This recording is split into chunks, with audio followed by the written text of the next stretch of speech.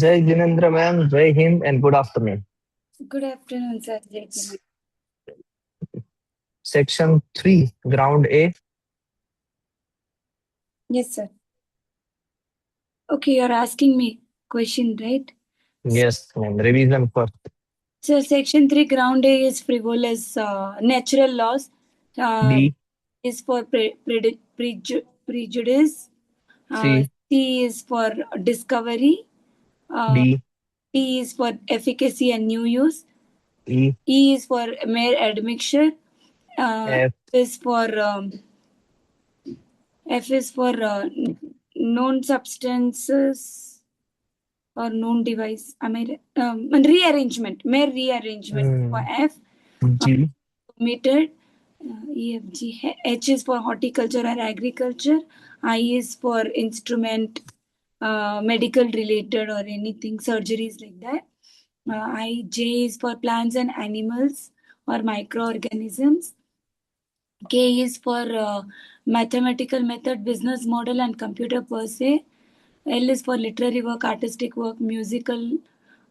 This one. M is for mere scheme or method of mental act, playing games and all. N is for information, presentation of information. N element O topography of integrated circuit.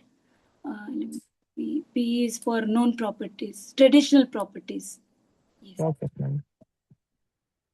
2 के बाद है section 2।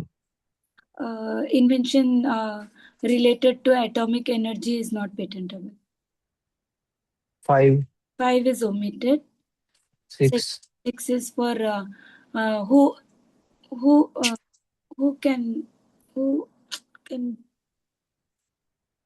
patent जो कर सकते हैं sir. who entitled to file a patent? Entitled to, yeah, Who, those who are, entitled to file patent.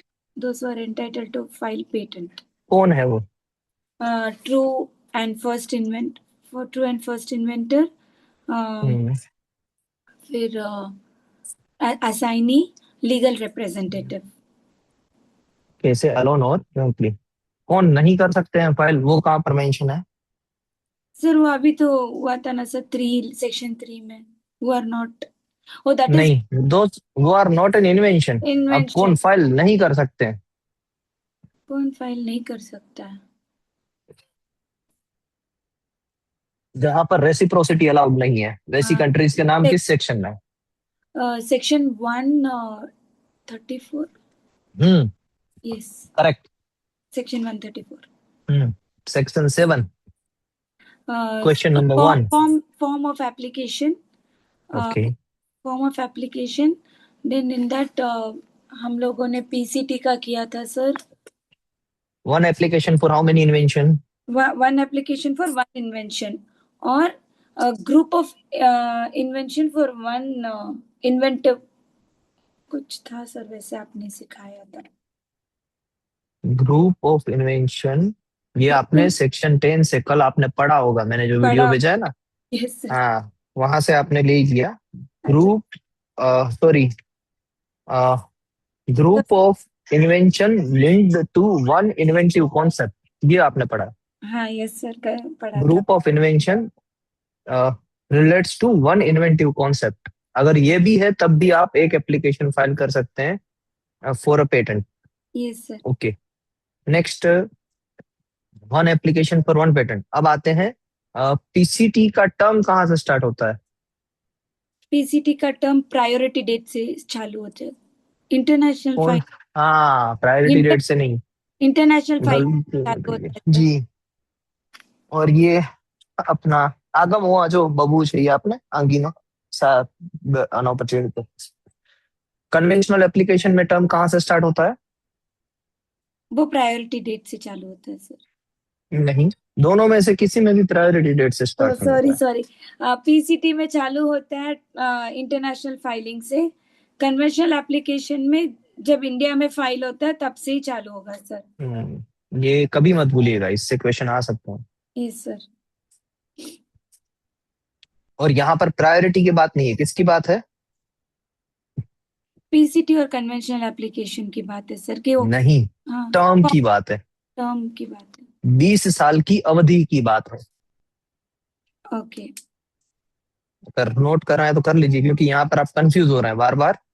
Sir, one से term से आप प्रायोरिटी पे जा रहे हैं, आपका दिमाग आपको प्रायोरिटी पे गाइड कर रहा है, टर्म पे नहीं फोकस कर रहा मैं लिख लेती हूँ सर। है। जी लिख लीजिए। PCT term, international filing date, conventional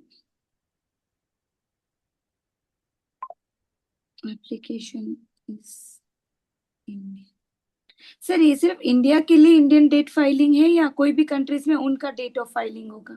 madam PCT की जितनी भी हम बात नहीं, करते हैं ना, कन्वेंशनल तो ओके ओके पीसीटी में कन्वेंशनल एप्लीकेशन है, कन्वेंशनल एप्लीकेशन में जितनी भी कंट्रीज पेरिस कन्वेंशन को फॉलो करती है उन सभी के लिए। Okay done. सर आपको एक बात बोलो सर, आपका ऐसे एक्सप्लेनेशन अच्छा है। कल उस वीडियो में एआई का था ना, ओके। एआई इंग्लिश का था ना, दैट वो आपका जो वीडियो था वो एआई में कन्वर्टेड था। हाँ, हाँ सर। ऐसा था? हाँ सर। एआई आपका में कन्वर्टेड? हाँ मतलब आपका जो वॉइस है एआई मॉड्यूलेशन? ऑडियो लेसन या तो आपने इंग्लिश में सुना क्या उसको? वो वैसा ही आया था सर। हाँ, वो तो मैंने मैडम इनेबल्ड किया है कि आप अगर वो इंग्लिश, आप पूरा ये सेशन आपने इंग्लिश में सुना? इंग्लिश में सुना सर, मुझे फिर लगा कि अगर आप नॉर्मल हिंदी में होता तो मेरे लिए और भी आसान। नहीं है ना, हिंदी में ही है मैडम। देखो ये तो सर, आपने वो लैंग्वेज में जाके शायद चेंज किया होगा। नहीं ना, मैंने कुछ भी नहीं किया, जैसे मैंने ओपन किया ऐसे ही आया। पूरा नहीं, वो मैडम, अरे अरे अरे अरे, इट्स माय मिस्टेक। वो एक मैंने ट्राई की थी कि अभी क्या हुआ कि हिंदी के साथ साथ 5-7 लोग ऐसे आ गए, बोले कि सर इंग्लिश में पढ़ा, अच्छा उसके लिए। तो मैंने वो वीडियो आपको भेज दिया क्या? तो दैट इज माय मिस्टेक। तो दूसरी है प्लेलिस्ट में, आज से आपको हिंदी वाली भेजूंगा madam, sorry from my my side. नहीं नहीं अरे सर, सॉरी की कुछ बात नहीं। आप ऐसे सिखाते ना मेरे माइंड में एकदम फिक्स हो जाता है, इसके लिए। अरे thank you very much ma'am, आपने बता दिया। और मैंने तो बहुत बड़ी गलती कर दी तो मैंने फिर। मतलब मैं I listen to your video, but I am comfortable like this. मुझे भी पता है मैडम कि मेरी स्ट्रेंथ हिंदी में है, मैंने पता नहीं आपको क्यों इंग्लिश वाला भेज दिया, extremely sorry for that. No no, absolutely not sir, please. नहीं नहीं, I will try my English as well, that is my मुझे लेक्यूना, आई इंग्लिश विल में डू दैट। कोई प्रॉब्लम नहीं है sir, but understanding, because AI no they use one different language. Normal English हो तो भी चलेगा, but AI English is very different, वो माइंड में बैठता नहीं है उसकी वजह से। Okay, yes. करते हैं। मैं भी देखता हूँ कि एग्जैक्टली लास्ट में देखेंगे कि आपको क्या प्रॉब्लम हुआ था। अभी के लिए तो यहाँ से स्टार्ट करते हैं। हाँ जी सर। हाँ, कहाँ थे? हाँ, अब नेक्स्ट क्वेश्चन है मेरा मैडम आपसे। सेक्शन 7 का हम रिवाइज कर रहे हैं, करेक्ट? हाँ यस सर। जी। मान लीजिए एक कंडीशन में आपको दे रहा हूँ कि आपने किसी के पास से एक इन्वेंशन परचेज कर लिया बिफोर फाइलिंग इट। एक कारपेंटर है जिसने बहुत ही अच्छे फंक्शन वाला एक टेबल बनाया है, मल्टीपर्पज टेबल। वो multipurpose table as being an applicant आपने उससे परचेज कर लिया, यानी बनाया उसने था, मगर आपने क्या किया कि भाई साहब आपको मैं ये रुपये दे रही हूँ, आप मुझे ही ये चीज दे दीजिए, और पूरा का पूरा राइट्स आपने ट्रांसफर कर लिया। तो उसके लिए कौन सा document at the time of filing आप ऐड करेंगे? Proof of right. Exactly. And as per which rule number? Rule number 10। Duration? Rule number 10 duration. Duration मैंने लिखा था क्या सर, पता नहीं। देखिए देखिए, लिखा ही है, देखिए। Proof of right I remember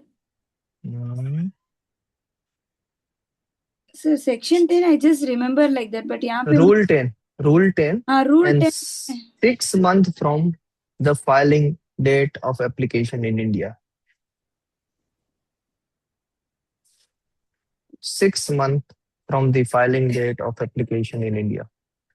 लिख लीजिए। 6 months from the filing date.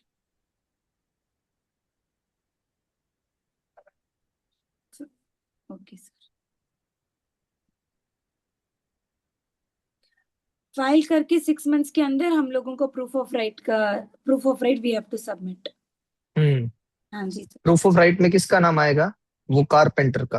Applicant में किसका नाम आएगा? आपका। हाँ सर। Okay sir. Roll 10। अब आते हैं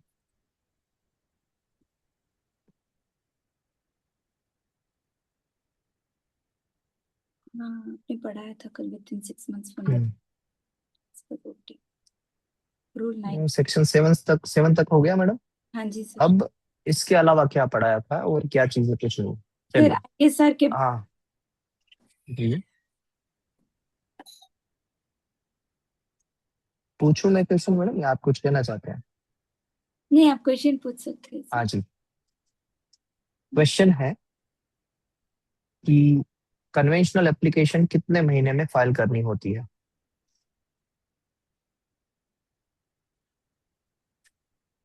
with in 12 months।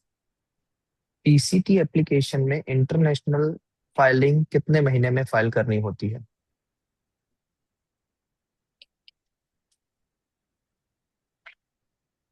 That actually has time 31 months sir.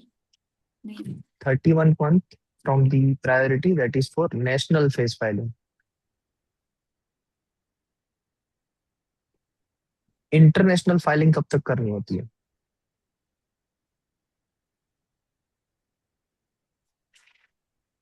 Perfect. First लेकुना।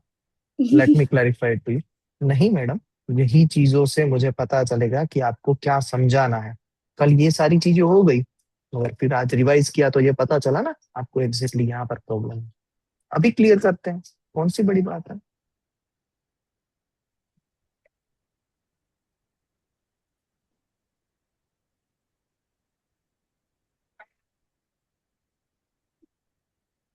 Actually इसमें आपकी गलती नहीं है। मैंने ही जब पढ़ाया होगा ना तो उसको जल्दबाजी में पढ़ाया होगा। That sir is my mistake. No no not at all sir, आपने कोई जल्दबाजी नहीं की। वरना आपको आना चाहिए। आप भले ही ना बोले, मैं तो ऐसा ही समझूंगा।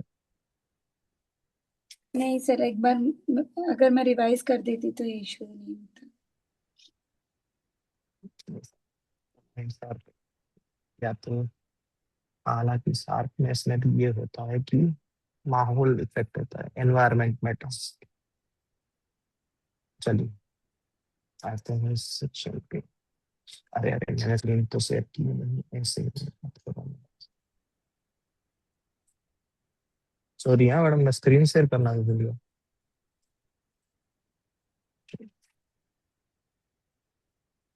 इसको भी छोड़िए। यहाँ पर madam, are you able to see my screen? Yes sir, yes sir.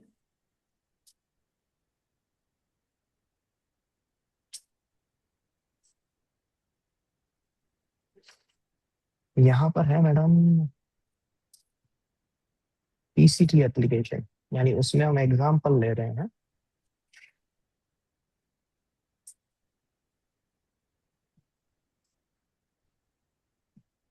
कि फर्स्ट इंडिया में एक एप्लीकेशन फाइल हुई।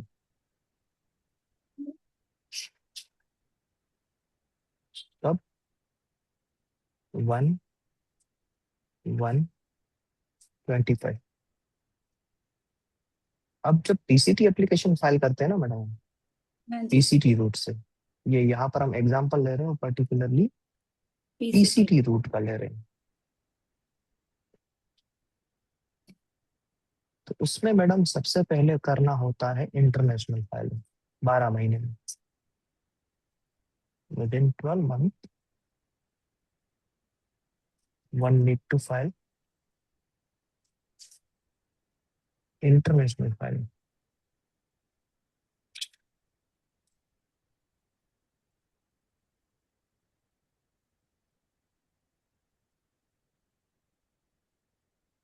अगर पीसीटी रूट चूज करते हैं तो इंडिया में जब फाइलिंग करते हैं उसके 12 मंथ्स में इंटरनेशनल फाइलिंग कर हम्म, देना चाहिए। हम्म, हम्म। और उसकी डेट क्या होगी? बिफोर 1/1/26।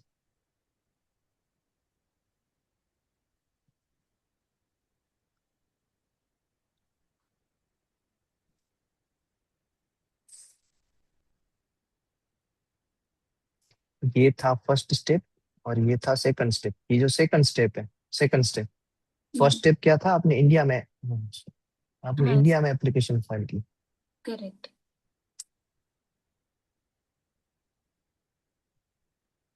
ये था फर्स्ट स्टेप। अब थर्ड स्टेप क्या होगा? थर्ड स्टेप होगा इसी डेट से, यही वाली डेट से, इंडिया की डेट से आपने एक बार इंटरनेशनल फाइलिंग कर दी ना, हम्म, इट्स लाइक वीजा। वीजा आपने अप्लाई कर दी, हम्म, आप अब्रोड घूमने जा रहे हैं तो वीजा रिक्वायर्ड है कि नहीं, पासपोर्ट रिक्वायर्ड है कि नहीं है। तो yes, ये पासपोर्ट और वीजा की तरह काम करेगा। ये पासपोर्ट है बाहर जाने के लिए, पेटेंट को बाहर जाने के लिए, हमें नहीं। तो पासपोर्ट हमने बना लिया। अब हम इंडियन फाइलिंग से 31 मंथ के लिए, ये जो पासपोर्ट है वो वैलिड कब तक है? 31 मंथ के लिए। विद इन 31 में या 30 मंथ, डिपेंडिंग अपॉन कंट्री जो अलाउ करती है, हम्म, हम बाहर की स्टेट्स में नेशनल फाइलिंग कर सकते हैं। नेशनल फेज फाइलिंग,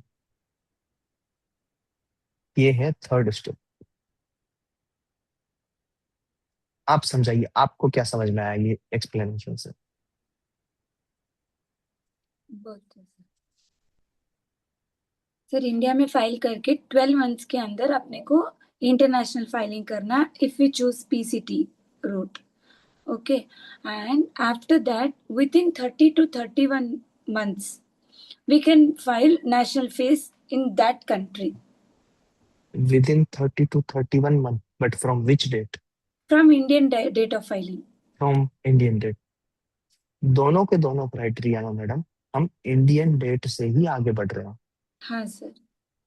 हैं। तो बस यही बात थी। अब मैंने आपसे क्वेश्चन किया था, मैं वापस कर रहा हूँ। पीसीटी रूट में इंटरनेशनल एप्लीकेशन कब तक फाइल करनी होती है? 12 months 12 months from. from the date of filing in India. ओके। एंड पीसीटी रूट में नेशनल फेज फाइलिंग कब करनी होती है? Within 30 to 31 months from the date of filing from India. Okay. अब जब हम ये इंटरनेशनल फाइलिंग करते हैं ना मैडम, हाँ जी तो सर। उसी इंटरनेशनल फाइलिंग में हम ट्रिप्लिकेट कॉपी सबमिट करते हैं।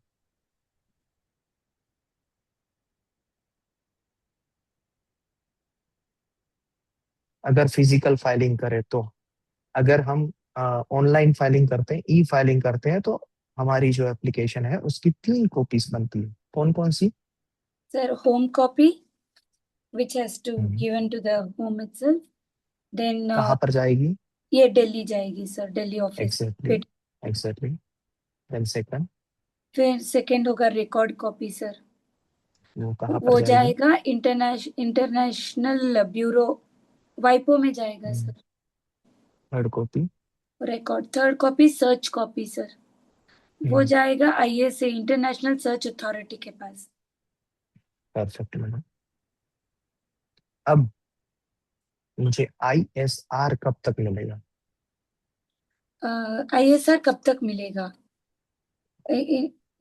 वो पीरियड ऑफ 3 months सर।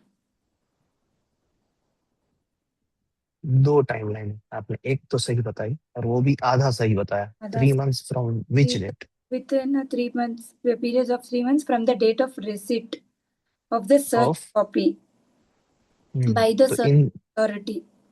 यहाँ पर 3 डेट्स हैं, इसमें से कौन सी डेट आएगी? 3 months लिखा हुआ, 9 months लिखा हुआ है सर, टोटल 15 months। यहाँ पर मैडम 3 डेट्स हैं। ये एक डेट, ये दूसरी डेट, ये तीसरी डेट, या 30 या 31 मंथ में आप तीसरी डेट एक समझिए। अब ये तीनों डेट में से कौन सी डेट को मैं कहूं कि यहां से 3 महीने?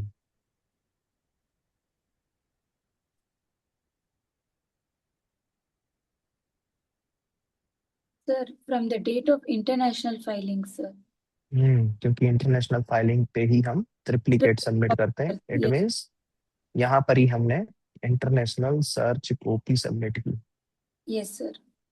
इसलिए इस डेट से 3 महीने में। हाँ सर। ओके, ये एक कंडीशन आपने सही बताई। दूसरी कंडीशन क्या है रूल नंबर 19C में, अगर आपने लिखी है तो, नहीं लिखी है तो मैं बता देता हूँ। सर मैंने लिखा है कि ISR and written opinion or as the case may be within period of 3 months from the date of receipt of the search copy by the search authority or within a period of 9 months whichever expires later. 9 months from where? 9 months from the priority date, sir. हाँ, तो यहाँ पर priority क्या है? Indian filing, sir. हम्म तो इधर लगेगी 3 months और इधर से लगेगी 9 months फिर विच एवर एक्सपायर्स। later. हम्म अब समझ में आया या कोई और एक्सप्लेनेशन दो अगर आपको? मैडम एक बात तय रखिए, शीतल मैडम, हाँ जी सर। अगर आपको समझ में नहीं आता है ना, तो आप डायरेक्टली बोलो सर समझ में नहीं आ रहा। बताऊंगी सर। इतना एग्रेशन रखना है आपको, ये नहीं होना चाहिए ये आपकी। अगर इस तरीके से आप पढ़ेंगे ना मैडम, नहीं होगा क्लियर। आपको मेरी रिस्पेक्ट नहीं करनी। हाँ, रिस्पेक्ट रखिए आप, वो बात अलग है, रिस्पेक्ट आप बहुत ज्यादा कर रहे हैं। रिस्पेक्ट नहीं रखनी है आपको, रिस्पेक्ट ये चीजें समझने में रखनी है। जी सर। तो कल से ये नहीं होना चाहिए कि आपने मेरी रिस्पेक्ट रखी इसकी वजह से ये चीजें समझी नहीं, आपने सिर्फ हाँ हाँ हाँ कहा। Not allowed. Sure sir. गलती है आपकी। पर्सन्स अच्छे नहीं होते हैं मैडम, पर्सन्स की एबिलिटीज अच्छी होती है, यानी उनकी जो अ, जैसे कि मैं कहूँ कि आप अगर आपके हस्बैंड है, तो वो एज अ पर्सन किसी को डायरेक्ट बात करेंगे तो उनका केस सोल्व नहीं कर देंगे। जब कोर्ट में केस होते हैं ना, तो उनके काउंटर स्टेटमेंट में वो असर होती है, उनको सेक्शंस याद होते हैं, उनको मेमोराइज होते हैं, और जैसे वो काउंटर स्टेटमेंट देते हैं ना जिस तरीके से, वो उनकी एबिलिटी है। ना कि वो कितने अच्छे दिखते हैं एज ए लॉयर, उनका फेस कितना अच्छा दिखता है doesn't matter, doesn't matter. Yes. उनकी थॉट प्रोसेस कितनी है। हम सभी जैन लोग यही करते हैं ना, हमारी थॉट प्रोसेस से हम जाने जाते हैं।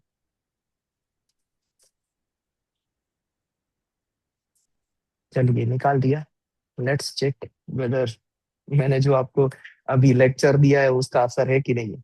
Okay madam, last time I am asking you ISR की timeline. International search report. ISR बोल रहे हैं सर आप? वही आपने जो बोला वो सही है, बताइए उसकी timeline. Sir that will be like whichever expires later. कौन सी, कुछ तो होगा ना विच एवर यानी? सर जैसे कि अभी प्रायोरिटी डेट से 9 months होता है India, that is first filing priority date से 9 months होते हैं okay, sir. Agree. Second international filing से 3 months होते हैं सर। नहीं, वो हाँ होता वही है, बट इंटरनेशनल फाइलिंग नहीं है वहां पर। क्या लिखा है? 3 months from international search copy submission. 3 months from international search copy. Okay. और वो होता वही है क्योंकि इंटरनेशनल फाइलिंग डेट पे ही हम ट्रिप्लिकेट सबमिट करते हैं। Submit कर. So from there 3 months. So whichever expires later, so that is the answer. It is perfect है मैम। चलिए वापस करते हैं थोड़ा सा आपने 8 9 10 किया कल, या फिर मैं आपको करवाऊँ यहाँ पर? सर मैंने एक बार तो पूरा रीडिंग किया सर, ऐसे ओके, नहीं कि ना थरो नहीं किया, but I have. Let's see, अभी पता चल जाएगा। Let me ask you question. Okay, section 8 में कौन सा फॉर्म फाइल करना होता है? सेक्शन 8 में फॉर्म 3 फाइल करते हैं, statement and undertaking of foreign application. Statement and undertaking किसके लिए फाइल किया जाता है, क्या पर्पस के लिए? सर अगर कोई भी अपने समझ लो, वी आर इंडियंस, ओके, अगर हम कोई भी फॉरेन में फाइल करते हैं, फॉरेन फाइलिंग होती है, सो that information what ever goes should be informed in India. नहीं, फिर से कहिए। आप एक एप्लीकेंट है, आपने फॉरेन में कोई एप्लीकेशन फाइल की फाइल की तो उसका इंफॉर्मेशन इंडिया में होना इंडिया में। ना, whatever okay, happens, so that. Counter question to that answer. मान लीजिए मैंने इंडिया के बाहर कोई एप्लीकेशन फाइल नहीं की, तब? तब तो फॉर्म 3 सबमिट करने की जरूरत ही नहीं है ना,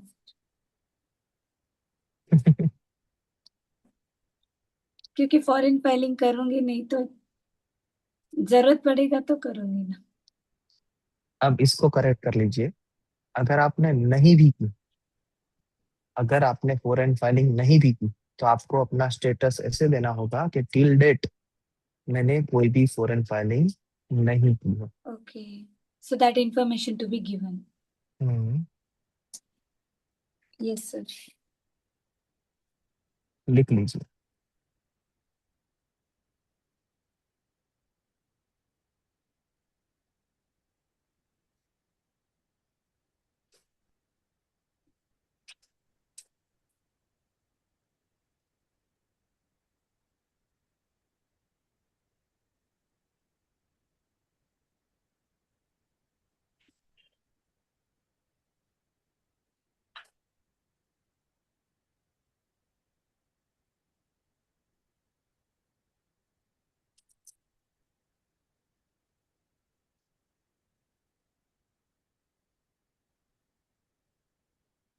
यस सर। हम्म, अब मैडम यहाँ पर ये क्वेश्चन है कि फॉर्म नंबर 3 के लिए कौन सा रूल एप्लीकेबल है? सर फॉर्म फॉर्म 3 के लिए विच रूल इज एप्लीकेबल? हम्म, नहीं पता सर मुझे। रूल नंबर 12 लिख लीजिए। सर आज आप बहुत डल साउंड कर रहे हैं सर। नहीं मैडम, डन नहीं, बट मुझे लगता है कि अगर मैं जल्दी जल्दी बोल रहा हूँ तो वो मेरे चीजें आप, हाँ, लूज हो रही है। यानी मैं इस बार तो पक्का करना चाहता हूँ, श्योर करना चाहता हूँ कि मैं जितना बोलूं, जितनी भी चीज डिस्कस हो, वो समझ में आए। हाँ जी सर। रूल ये तो 12। मैडम मेरा एक रूल है कि मैं पढ़ा रहा हूँ वो कुछ इम्पोर्टेंट नहीं, कुछ इम्पोर्टेंस नहीं। आपको जो समझ में आ रहा है वो इम्पोर्टेंस है मेरे लिए। और मैं जब भी आपको पढ़ाता हूँ या किसी भी कैंडिडेट को पढ़ाता हूँ, वो मेरा चेक पॉइंट है कि वो आंसर दे पा रहा है कि नहीं दे पा रहा है। और मैं अपने आप को इवेल्युएट करने के लिए यहाँ पर आता हूँ, आपको नहीं। जो एग्जैक्टली आपने कहा था ना कि आप पढ़ के आए, उन्होंने सेक्शन पढ़ा दिया और आपको फिर समझ नहीं आया। वो तो हुआ है सर मेरे साथ। आप तो वो नॉलेजेबल तो वो भी पर्सन है, हाँ sir. But the only thing I want to create difference, that is कि अब उसने एक ही स्पेस छोड़ी है मेरे पास, क्या? कि आपको समझ में आए। सिंपल है। Very true. हम्म, तो आंसर वापस लीजिए। हाँ। ये है कि रूल नंबर कौन सा एप्लीकेशन एप्लीकेबल होगा सेक्शन 8 से? Rule number 12 is applicable. वहां पर 4 टाइमलाइन है। अब ओके सर। पहली टाइमलाइन, फॉर्म नंबर 3 को फाइलिंग डेट से कब तक फाइल करना है? फॉर्म नंबर 3 को फाइलिंग डेट से कब तक फाइल करना? हम्म,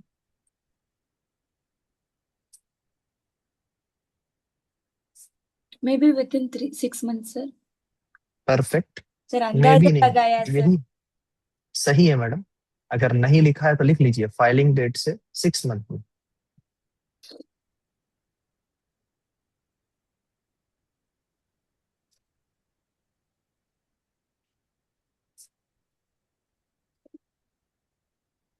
यस सर।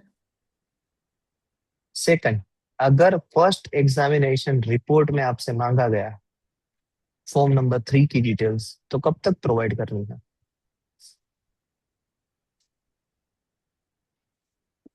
एग्जामिनेशन रिपोर्ट में अगर मुझे फॉर्म 3 का डिटेल्स पूछा गया तो मुझे कब तक सबमिट करना? Sir I think 1 month. Okay, it's 3 months, 3 months. 3 महीने में। Okay, form first examination report में अगर मुझे details asked for form 3, hmm, then it has to be submitted within.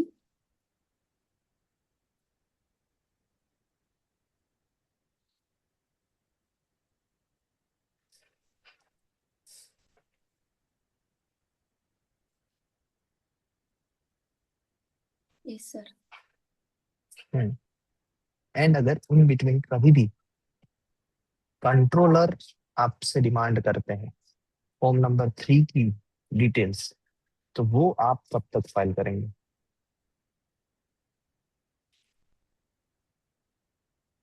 अच्छा, ये तो फर्स्ट एग्जामिनेशन रिपोर्ट था, पहले आपने जो क्वेश्चन पूछा।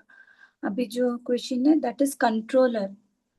अगर कंट्रोलर ने demand, if controller ask, I think within 1 month has to be submitted sir, या ये भी 3 months, I don't know sir. It's 2 months. Controller ने जब भी मांगा तब से 2 महीने में। If controller demands to submit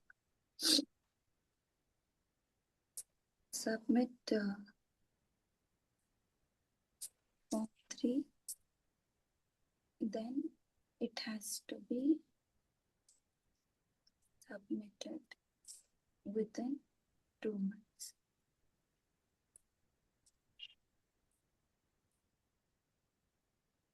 Yes sir, अब नहीं बोलूंगी सर। नहीं, आप भूल ही नहीं पाएंगे। That is my responsibility, not your.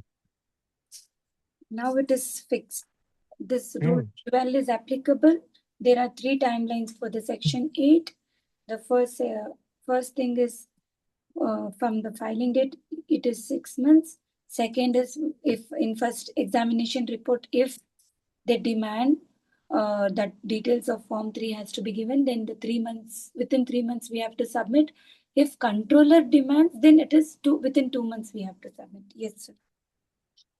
और ये तीनों की तीनों टाइमलाइन वो 3 महीने के लिए एक्सटेंड की जा सकती है बाय फाइलिंग फॉर्म नंबर 4। लिखिए, all these all three this timelines all these timelines can be extended, up to 3 extended up to how many months sir? 3 months, 3 Up to 3 months by filing by form 5. Number 4।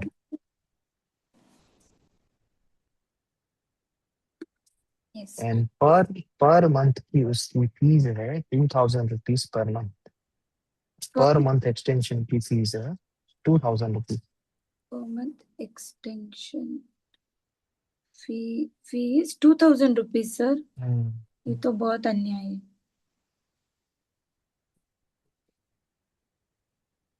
But in a way it's correct, otherwise they will take their own time. जी, Okay sir. Sir इसमें तो सब कुछ ही आ गया, rules भी आ गए, timelines भी आ गया, एक्स फॉर्म का डिटेल्स भी आ गया। Yes. जी। अब फॉर्म नंबर 3 की फीस कितनी होगी मैडम?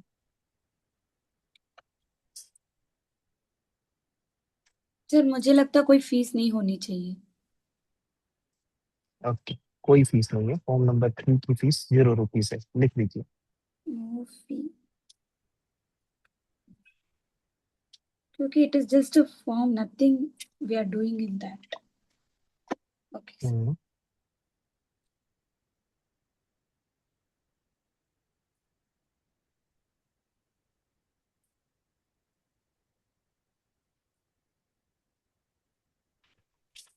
अब मैडम, एक अगर ये इंफॉर्मेशन प्रोवाइड नहीं की गई, मान लीजिए कोई टाइमलाइन आपने मिस किया, कोई यानी फॉर्म नंबर 3 आपने फाइल नहीं किया because of so and so reason, तो क्या होगा? I think patent will not be grant. नहीं, पेटेंट ग्रांट तो हो सकता है, बट उस पे ओपोजिशन आ सकते हैं, और ओपोजिशन का ग्राउंड है 25(1) and 25(2)H, H ground. Post grant, pre grant का sir. 25(1) is pre grant, post grant, pre grant, and pre grant, 22 is post grant. Post grant, उसका एच ग्राउंड, A2 के ग्राउंड है ना, उसमें से H ground. What is edge ground? I don't know sir. पढ़िए, आप तो डायरेक्ट लेके बैठे हैं ना।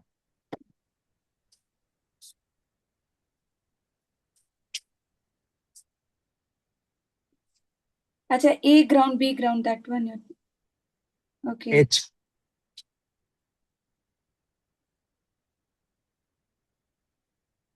That applicant has failed to disclose to the controller the information required by Section 8 or has furnished the information within any material particular was false to his knowledge. Yes, sir. तो अब मैं वापस question करता हूँ, फिर आप लिखिए कि अगर आपने फॉर्म नंबर 3 की इंफॉर्मेशन नहीं दी तो क्या होगा? So under 25(1)H. या फिर 25(2)H, दोनों ग्राउंड्स तो वही है। हाँ. क्या आ सकता है? So opposite. ओपोजिशन जी। If we do not.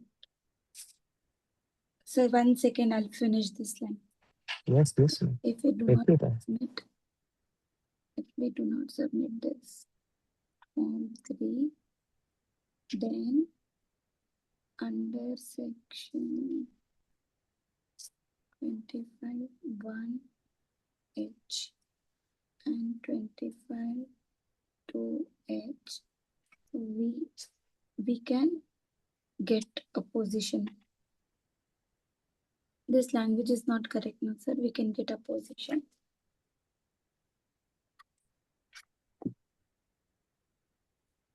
Okay, आप फिनिश कर लो तो मुझे कहिएगा। Okay, sir. ओके, अब बस लास्ट स्टेटमेंट एक सेक्शन 8 का, कि what do you mean by statement and what do you mean by undertaking. मैं पानी आप जाना। What do you mean by statement and what do you mean by undertaking? हाँ Statement. मैडम, आप basically Gujarati है या मैं गुजराती नहीं, मारवाड़ी हूँ सर. मारवाड़ी है? हाँ, तो मारवाड़ी लैंग्वेज आपको आती होगी, हाँ सर. गुजराती में। ओके, गुजराती नहीं आती है सर. अच्छी, ओके। तो आप ये, what is the basic difference between statement and undertaking? Now this question. Statement is what we file, sir, and undertaking is what controller takes. Okay, in terms of form number 3, तो बोलो बंद कर देने के मारे जो अलार्म वागे। Okay, statement means आज के दिन तक, स्टेटस, आज के दिन तक क्या आपने कोई फॉरेन एप्लीकेशन फाइल की है या नहीं की है। Okay. Undertaking means in future क्या आप फॉरेन एप्लीकेशन फाइल करेंगे या नहीं करेंगे। Okay. Statement means status of current date.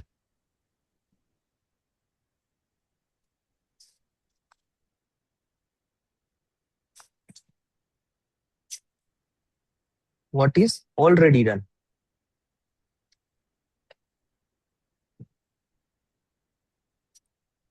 undertaking in future, whether what will be done, update. what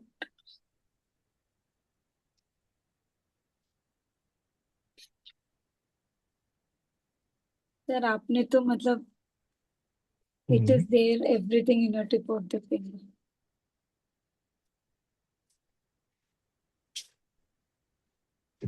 वापस कह रहा हूँ मैडम, देखिए आप मुझे पहचान गए, पहले ही दिन पहचान गए। यही आपकी एबिलिटी है कि मैंने जैसे ही आपकी पहली तारीफ की तो आपने तुरंत पलट के जवाब दे दिया कि सर आप तारीफ करते हो और वो मैं जान लेती हूँ। यानी you are very maturely sound at that time. मैं समझ गया कि मैं किस पर्सन के साथ बैठा हूँ और उनकी कितनी इंटेलेक्चुअल पावर है। बट ये बात भी है, रिस्पेक्ट करिए आप, गलत नहीं है ये। बट आपका रिस्पेक्ट के सामने आप खो मीन्स अभी मेरे साथ आपको रिस्पेक्ट नहीं करनी है, ये एटीट्यूड ही नहीं चलेगा। एज ए स्टूडेंट आपका एटीट्यूड होना चाहिए, सर ये क्या होगा, सर ये बैरेक्ट में क्या लिखा है, सर ये क्या होगा। Likewise attitude I require.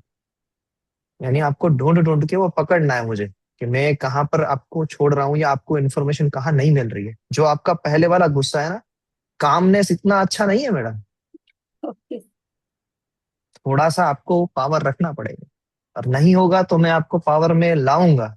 वो अब पता नहीं होगा आपको, मैं कर लूंगा आपसे ये। अगर मैं तारीफ भी करना चाहता हूँ तो मैं आपको गुस्सा दिलवाना भी जानता हूँ। तो कंप्लीट पैकेज हूँ मैं, चिंता मत कीजिए। Thank you sir. अब मुझे ये बताइए कि पॉइंट सेक्शन 8 में आप कितने पॉइंट्स, पहले काउंट कर लीजिए कि आपने कितने पॉइंट्स बोलने हैं टोटल। अगर मैं आपसे पूछूं कि सेक्शन 8 है तो कितने पॉइंट्स आपने लिखे।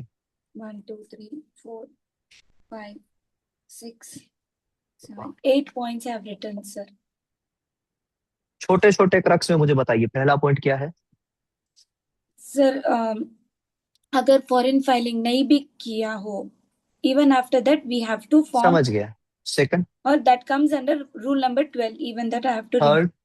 Second ये वो is, फर्स्ट ही पॉइंट था। ओके। फर्स्ट पॉइंट में दोनों था sir, rule number 12 and form 3, first point. Second point is filing date से 6 months के अंदर हमको फॉर्म 3 सबमिट कर देनी चाहिए। Got first it. Exam, that is second point. Third point is first examination report, उसमें अगर डिटेल्स मांगा गया, उतनी चीजें बोलनी नहीं, FER से 3 महीने। FER से 3 months, कंट्रोलर मांगेगा तो 2 months। Okay, then all these timelines can be extended to 3 more months by filing. एक मिनट, पहले आपने कहा फॉर्म नंबर 3, ये rule number 12 first point. Second point आपने कहा फाइलिंग से 6 मंथ। थर्ड पॉइंट आपने कहा FE FER से 3 मंथ्स। फोर्थ पॉइंट आपने कहा कंट्रोलर से 2 month. Okay. Fifth point.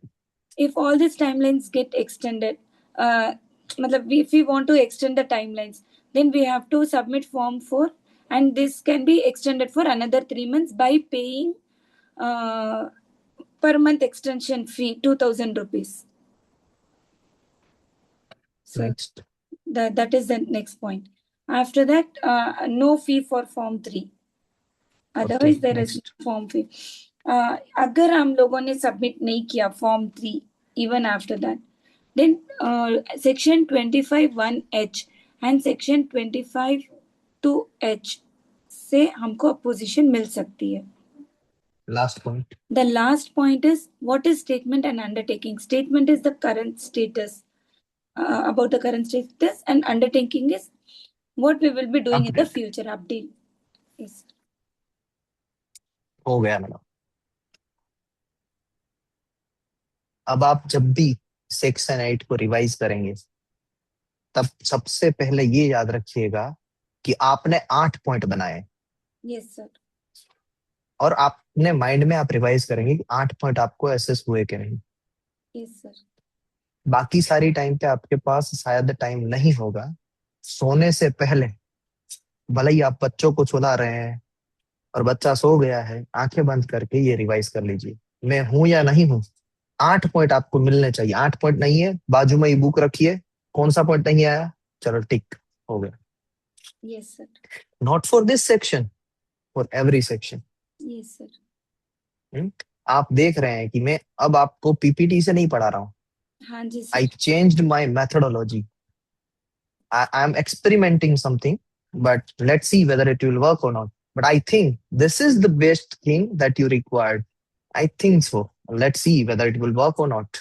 yes But sir, अभी मुझे लग रहा है कि आपको चीजें सीखा, मैं क्या कहूँगा, कैसे कहूँ, आपको चीजें आती है, समझ में भी आती है, स्ट्रक्चरली ऑर्गेनाइज नहीं है आपके दिमाग में। ये कल एग्जैक्टली। आपने कन्वेंशनल भी बोल दिया, हाँ हाँ हाँ हाँ, तुरंत समझ गया मैं जैसे ही वो स्टेटमेंट बोला कि इंडियन फाइलिंग डेट को टर्म में गिनना है, वो भी आप समझ गए। मैंने जहां पर गलती की आपने मुझे पकड़ लिया। मैंने कहा मेंशन ऑफ इन्वेंटर, हमने तुरंत खोला, नहीं नहीं आपके दिमाग से वेरीफाई, नहीं गलत है। डिक्लेरेशन ऑफ इन्वेंटर, तुरंत पकड़ लिया आपने मुझे। तो आपको पता नहीं है वो तो बात है ही नहीं। ऑर्गेनाइज। आपको मैं इसी ऑर्गेनाइज करवाता हूँ, ये देखिए अब आप ऑर्गेनाइज तरीके से बोलेंगे आप। भले ही आज के सेशन में देर लगे, बट आपके ये 10 सेक्शन होंगे ना, उसके बाद बेयर एक्ट पढ़िए आप पढ़ सकते हैं, वो गौरव सर नहीं पढ़ सकते हैं। वो आएंगे कल से वापस, बट वो नहीं पढ़ सकते हैं क्योंकि वो पहली बार पढ़ रहे हैं। अगर वो बेयर एक्ट पढ़ेंगे ना तो भाग जाएंगे मेरे सेशन से, वो आएंगे नहीं वापस। But very. आपको पता है कि मैं, और मुझे भी समझ में आया 2-3 दिन के बाद आपके साथ ये सारे जो इंसिडेंट्स हुए उससे, आपको चीजें पता है। आपको सिर्फ सिंप्लीफाइड उसका क्रक्स चाहिए, मैंने बता दिया। अब डायरेक्ट पढ़िए ना, कोई प्रॉब्लम नहीं। Yes sir. चलिए, अब सेक्शन 9 से क्वेश्चन करता हूं मैडम आपसे। Section 9, provisional to complete specification. पहला क्वेश्चन, क्या प्रोविजनल स्पेसिफिकेशन का पब्लिकेशन हो सकता है? नहीं हो सकता है सर। ओके। दूसरा क्वेश्चन, क्या प्रोविजनल स्पेसिफिकेशन फाइल करने के बाद हम डायरेक्टली कन्वेंशनल या पीसीटी एप्लीकेशन फाइल कर सकते हैं? नहीं कर सकते हैं सर। तीसरा क्वेश्चन, प्रोविजनल से कंप्लीट स्पेसिफिकेशन फाइल करने का ड्यूरेशन क्या है? 12 मंथ्स। चौथा क्वेश्चन, अगर 12 मंथ्स में प्रोविजनल से कंप्लीट फाइल नहीं हुआ तो क्या होगा? अबेंडन हो जाएगा सर। ओके, वहां पर कोई एक्सटेंशन मिलेगा? आई थिंक एक्सटेंशन मिल सकता है बट मुझे उसका नॉलेज है। हाँ, नहीं है आपको नॉलेज। अभी आंसर देते हैं, पोस्ट डेटिंग कब तक कर सकते हैं? Post dating. नहीं है पता? नहीं पता सर। चलिए, ये हुई ना बात बट मैडम। आप जब क्वेश्चन पूछे मुझे लगा फोर्थ क्वेश्चन यही होगा, अब मुझे आंसर नहीं आती है उसकी। वाइवा चल रहा है मैडम आपका। मैं समझ तो गई थी कि अभी चौथा एक होने वाला है, लेकिन इतना दिन मेरे दिमाग में नहीं आया अभी।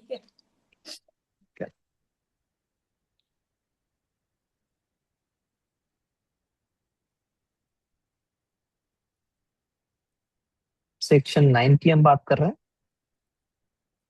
और उसमें आपको मुझे समझाना है सिर्फ पोस्ट डेटिंग।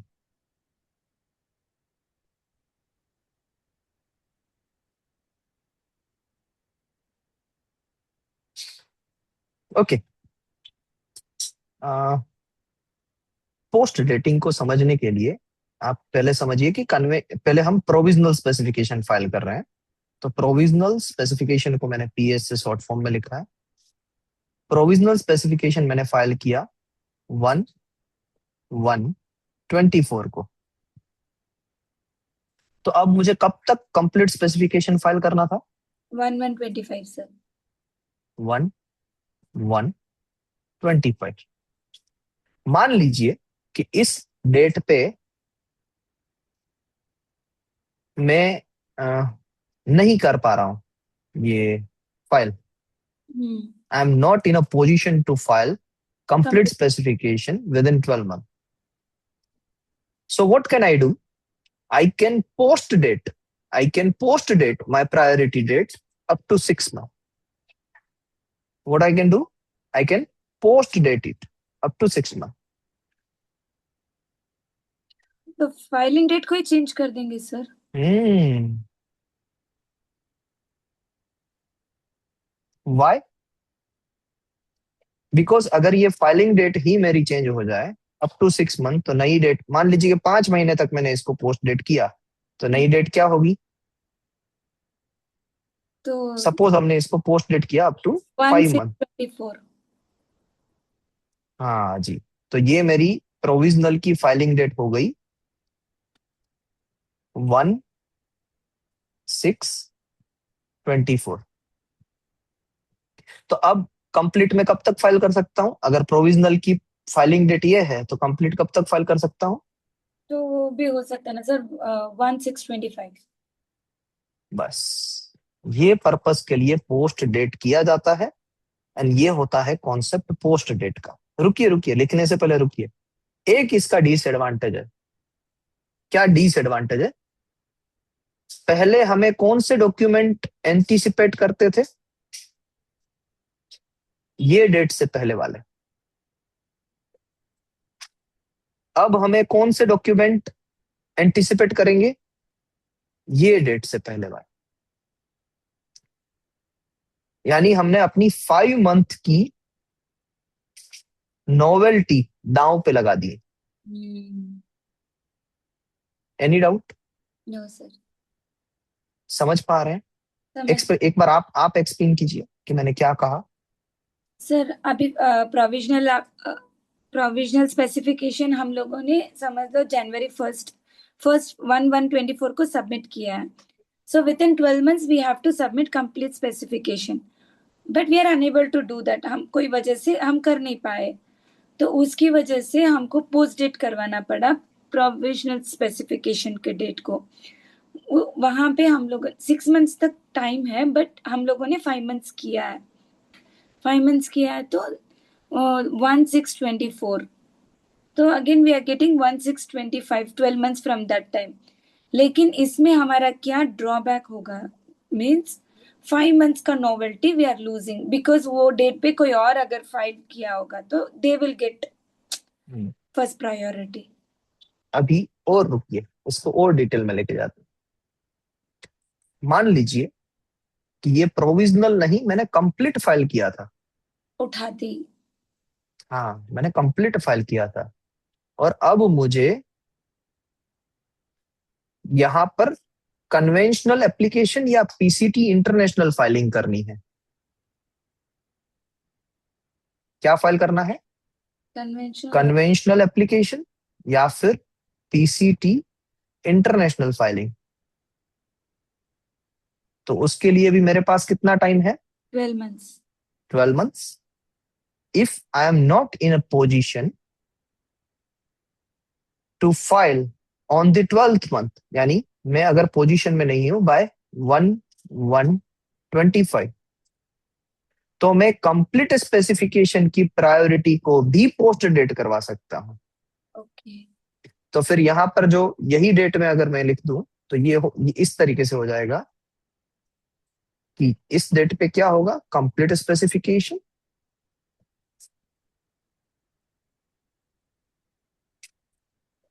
एंड ये क्या हो जाएगा?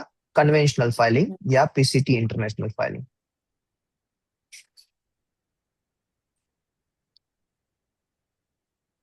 समझ में आया या कंफ्यूजन क्रिएट हुआ? नहीं नहीं, बिल्कुल भी कंफ्यूजन नहीं है सर।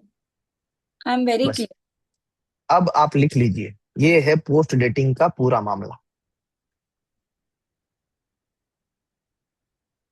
मैं इसको आपके सामने से हटा रहा हूं ताकि आप अपना एग्जाम्पल बना के लिख सकें, आपका दिमाग चलो, फॉर दैट पर्पस। अगर आपको नहीं समझ में आ रहा है या कोई भी डाउट है तो आप पूछिएगा। नहीं नहीं sir.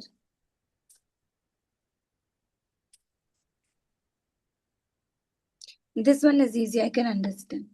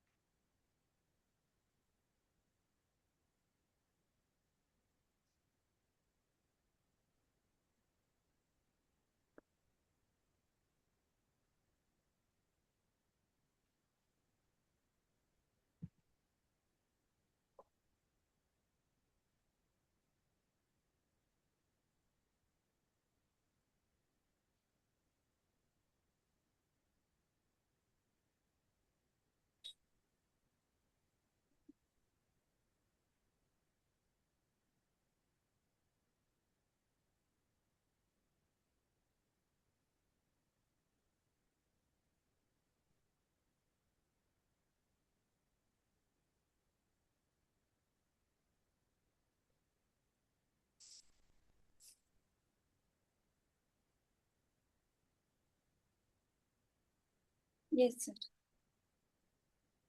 Done. Post dating grant से पहले कभी भी की जा सकती है।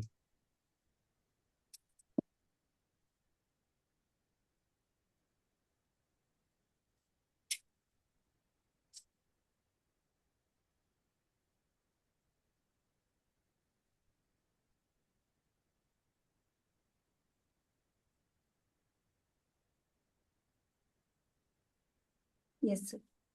अब आपको एक क्वेश्चन होना चाहिए, पूछिए क्वेश्चन ये स्टेटमेंट से। Post date can be done any time before the patent grant. पहले तो पेटेंट हम्म, ग्रांट तभी मिल सकता है जब कंप्लीट स्पेसिफिकेशन सबमिट कर सकते, हम्म। तो मगर अभी तक हमने जो भी केसेस देखे उसमें कितने महीने का कॉन्सेप्ट था? ग्रांट के लिए सर। अभी तक आपने जितने भी केसेस देखे पोस्ट डेट करवाने का, मैंने पर्पस कहा आपको, वो क्या था मेनली?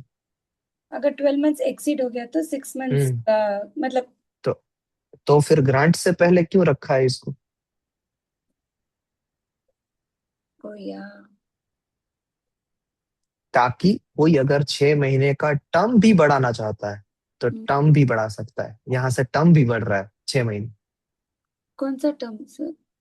प्रायोरिटी डेट से 20 बरस का टर्म वर्ड आप जब भी सुनते हैं तो आपके दिमाग में 20 बरस की अवधि क्लिक होनी चाहिए।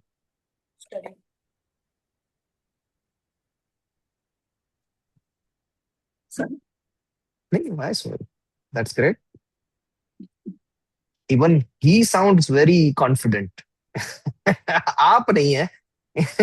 और आपने इशारा जो किया ना पीछे, तब आप एज अ मदर बहुत कॉन्फिडेंट है, but as a student confident नहीं है। सर उसको मतलब डिस्टर्ब नहीं करना बोलने के लिए था सर, वो आके मुझे अच्छे से पढ़ के जाओ बोल के। नहीं, ऐसे होना ही चाहिए। एज अ मदर आप बहुत फ्रेंडली है, तो अच्छी बात है, ये क्या गलत है?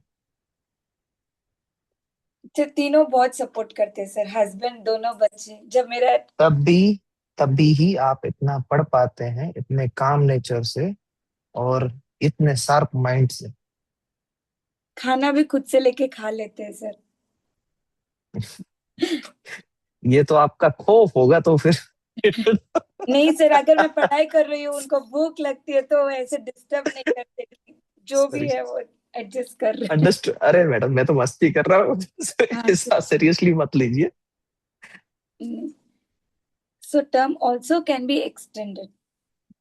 हाँ, क्योंकि प्रायोरिटी डेट ही शिफ्ट हो रही है, तो टर्म तो बाय डिफॉल्ट प्रायोरिटी डेट से स्टार्ट होता है। करेक्ट। इसीलिए ये एनी टाइम बिफोर ग्रांट होता है। अंडरस्टूड? Yes sir. अच्छा, मैंने ये तो इन्फॉर्मेशन लिखवा ही नहीं। चलिए, आपने सेक्शन 8 के बाद सेक्शन 9 कंटिन्यूएशन में स्टार्ट किया या फिर पेज छोड़ के स्टार्ट किया?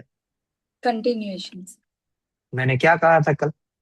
एक पेपर कभी भी छोड़ना चाहिए। अब देखिए क्या हुआ, कोई बात नहीं, ऐसे ही होता है। अब आप एक प्रैक्टिस कर लेंगे।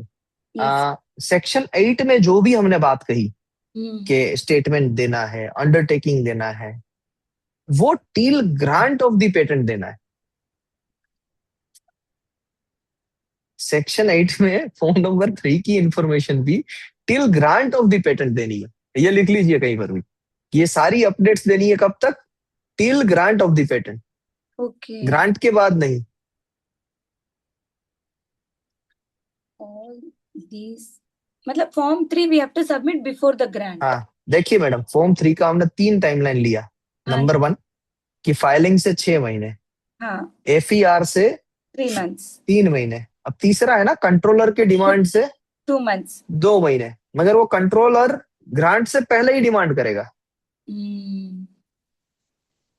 उसके बाद नहीं। ग्रांट जो भी इंफॉर्मेशन देनी है ग्रांट से पहले। नहीं तो ग्रांट ही नहीं देने वाले सर। आप वैसा ही समझ लीजिए। Yes sir.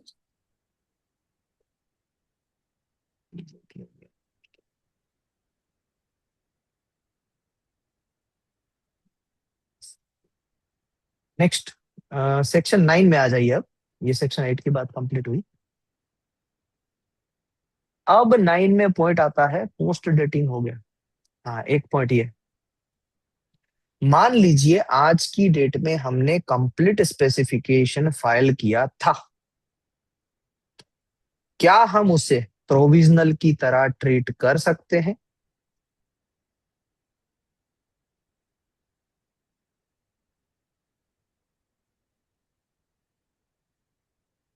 होल्ड यानी नहीं पता, अनसबमिटेड इज सबमिटेड सर, हम कैसे उसका ऐसा अमेंड कर सकते हैं? कर सकते हैं? वो अमेंडमेंट का भी कुछ रूल्स होगा फिर। नहीं, सेक्शन में ही लिखा है, लिखा था 9(3) पढ़िए।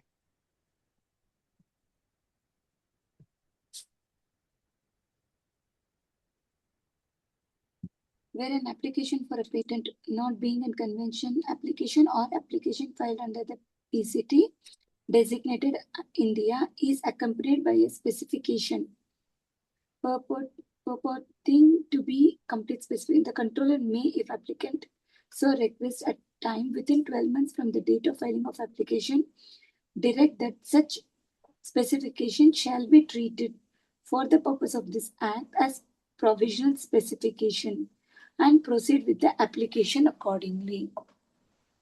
Okay. अब इसका मतलब क्या हुआ, चलो आपने पढ़ तो लिया, अब इसका सिग्निफिकेंस और मतलब समझते हैं। मैं अपनी तरफ से इसको सिंप्लीफाई करने की कोशिश करता हूँ। सेक्शन 9(3) ये कहता है, एक बार आप देख लीजिए मैडम, समझ लीजिए, then you need to try by your own, in your own methodology. Section 9(3) ये कहता है कि मान लीजिए इनिशियली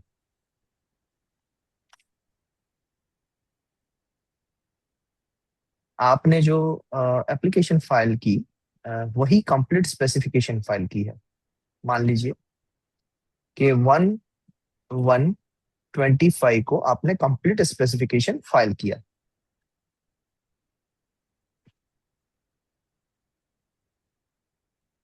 अब क्लाइंट आए आपके पास, क्लाइंट ने कहा शीतल मैडम मुझसे तो बड़ी गलती हो गई है, ये कंप्लीट स्पेसिफिकेशन में मुझे थोड़ा ऐड करनी ये चीजें। तो आप क्या कहेंगे? ओके, आपको ऐड करनी है चीजें, इसमें एक क्लोज है कि कभी भी with in 12 months, complete specification से विद इन 12 मंथ्स आप इस कंप्लीट स्पेसिफिकेशन को प्रोविजनल स्पेसिफिकेशन की तरह ट्रीट करें, वैसी रिक्वेस्ट कर सकते हैं, ट्रीटेड एज ए प्रोविजनल।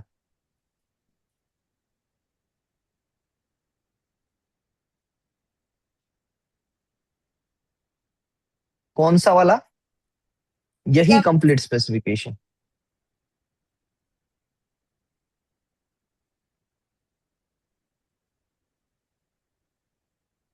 तो अब ये कंप्लीट स्पेसिफिकेशन क्या बन गया? Provisional specific provisional. तो ऐसा माना जाएगा कि प्रोविजनल कब फाइल हुआ था? 1/1/25 सर। ओके, मगर इसमें वो दूसरी कंडीशन सेम है, तो ये प्रोविजनल से कंप्लीट कब तक फाइल करना है? With in 12 months. हाँ, 1/1/26 तक।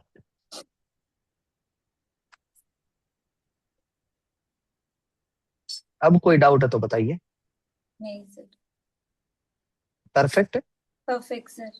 ये क्वेश्चन तो पूछ whether provisional complete specification can be treated as provisional. हम्म, तो अब अपनी लैंग्वेज में लिख दीजिए, एंड सेक्शन 9 सबसेक्शन 3। हाँ मैडम, और जो पोस्ट डेटिंग था ना, उसमें सेक्शन 9 सबसेक्शन 4 लिखिएगा, दैट इज एज पर 9(4), पोस्ट डेटिंग वाला था as per 9(4).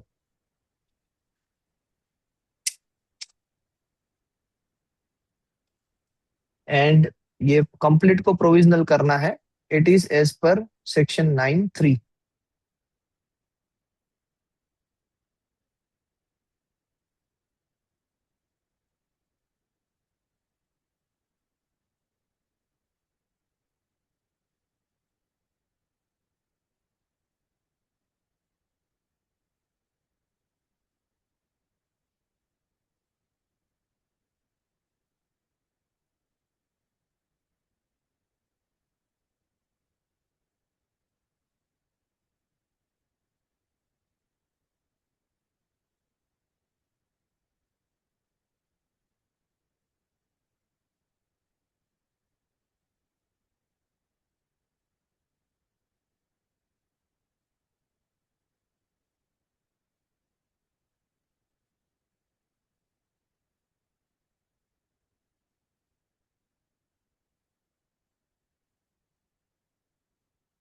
Done, sir.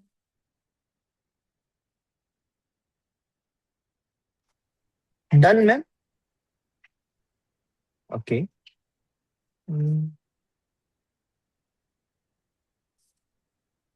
Provisional में कंसिडर करने की भी बात हो गई। बस 9.3 भी आ गया, 9.4 भी आ गया।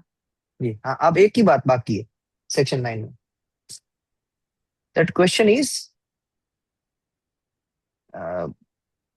अगर मैंने एक से ज्यादा प्रोविजनल स्पेसिफिकेशन फाइल की, एक से ज्यादा, प्रोविजनल 1 फाइल की आज, प्रोविजनल 2 फाइल की आज से 3 महीने में, प्रोविजनल 3 फाइल की आज से 5 महीने में, तो वो तीनों प्रोविजनल को क्या मैं एक कंप्लीट स्पेसिफिकेशन में कन्वर्ट कर सकता हूँ? I think yes, sir. It can be.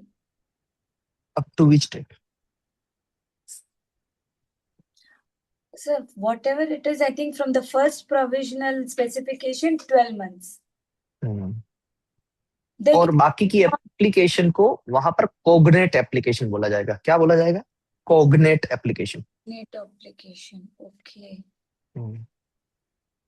और ये सभी एप्लीकेशन को पहले वाली एप्लीकेशन से 12 महीने में कंप्लीट फाइल करना है, PS1 से। डन है मैडम? लिखूं या ना लिखूं? Sir, समझ में आ गई ना? मैं समझ गई सर, मैं लिख लूंगी। This comes under which 9? 9.2, that comes under 9.2, हाँ, I cognate think. 9.2 sir. Applicant filing PS1।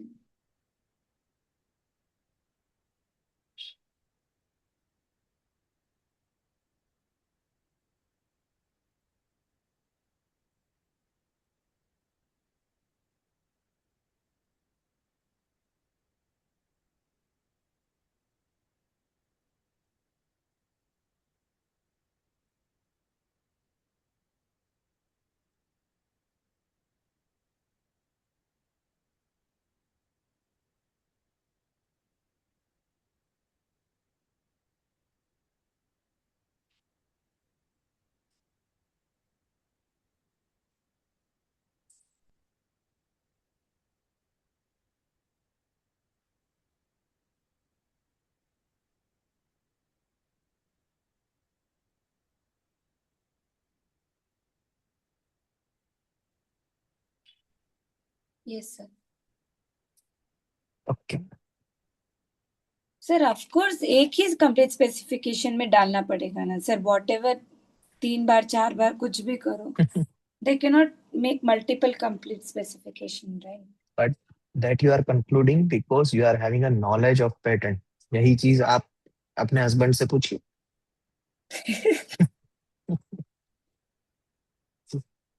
आप ही लॉयर हैं या वो सर भी लॉयर है? सर वो actually is a very good lawyer sir. He is मतलब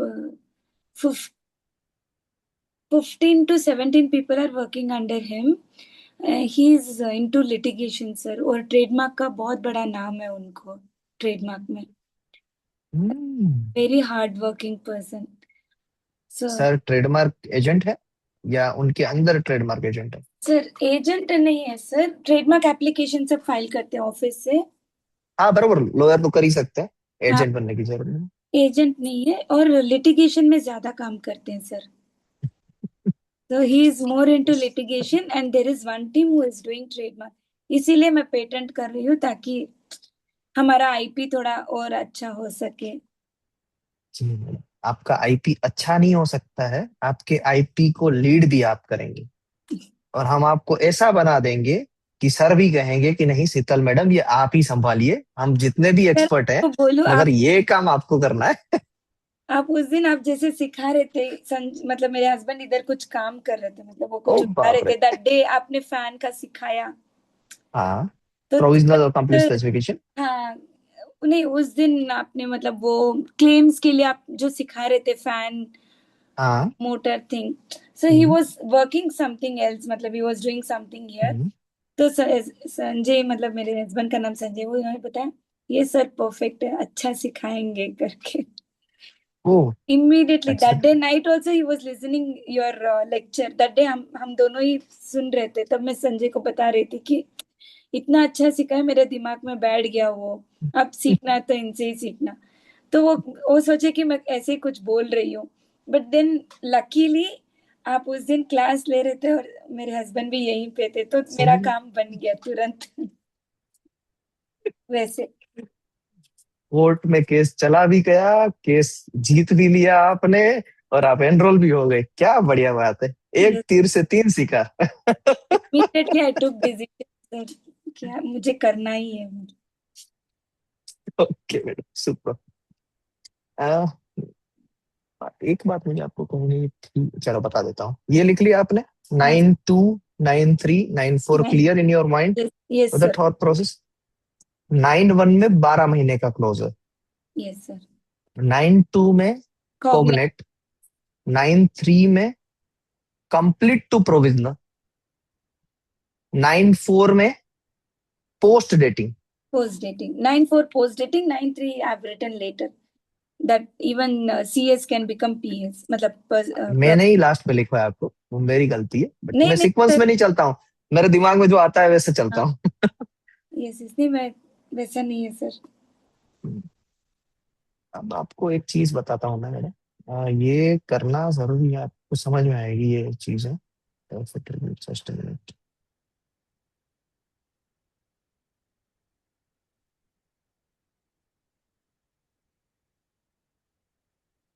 शीतल मैडम, अब आप स्क्रीन पे देखिएगा, यहाँ पर एक गलती है। किनकी? पेटेंट ऑफिस की। वो मैं दिखाने जा रहा हूँ, और कैसे गलती है वो भी प्रूव करूंगा, और इस सेक्शन से रिलेटेड है।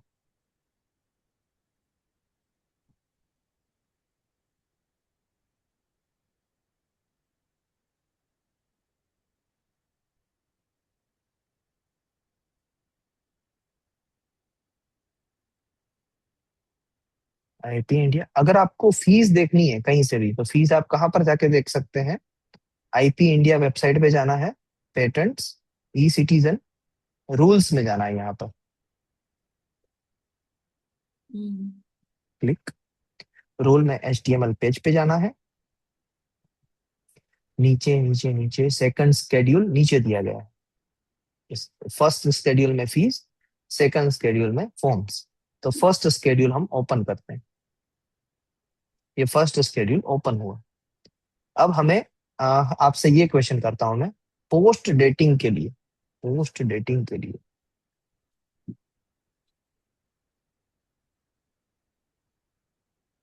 नहीं, sorry, my mistake, post dating नहीं, सेक्शन 8 में कौन सा रूल एप्लीकेबल है मैडम? फॉर्म 3. ओके. रूल अभी तो सर आप रूल 12. एंड रूल 12 में जो एक्सटेंशन लेना है वो किस फॉर्म से लेते हैं हम एक्सटेंशन, तीनों टाइमलाइन का? Form 4 sir. परफेक्ट। अब हम सर्च करते हैं फॉर्म 4। ये रहा फॉर्म 4। फॉर्म 4 में आप यहां पर देखिए क्या लिखा है, सब rule. 4 of rule 12.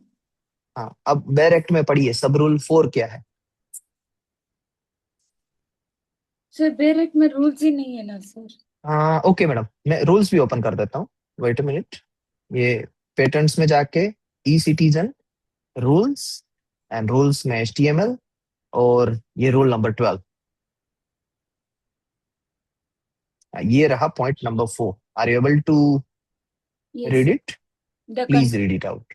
the controller may under subsection 2 of section 8 for reasons to be recorded in writing direct the applicant to furnish a fresh statement and undertaking in form 3 within 2 months from the date of such communication by the controller. तो ये सिर्फ कौन सी timeline की बात करता है? Controller की बात कर रहे हैं सर. मैंने क्या लिखवाया आपको कि तीनों टाइमलाइन एक्सटेंड की जा सकती है। हाँ सर. मैंने 12(4) नहीं लिखवाया, बट अगर आप स्केड्यूल को पढ़ेंगे तो स्केड्यूल में क्या लिखा हुआ है? सब रूल सब रूल, रूल 12 और सब रूल 2 ऑफ 2.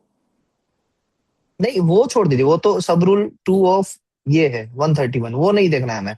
हमारा अभी तक सिलेबस यहाँ तक चला है। हाँ सर। क्लियर है? अब मैं आपको फैक्ट बताता हूँ कि ये सब रूल 12 का सब रूल 4 नहीं है, वो 5 है। और वो मैंने कैसे आइडेंटिफाई किया, और मैंने 3 महीने सभी में क्यों लिखवाया।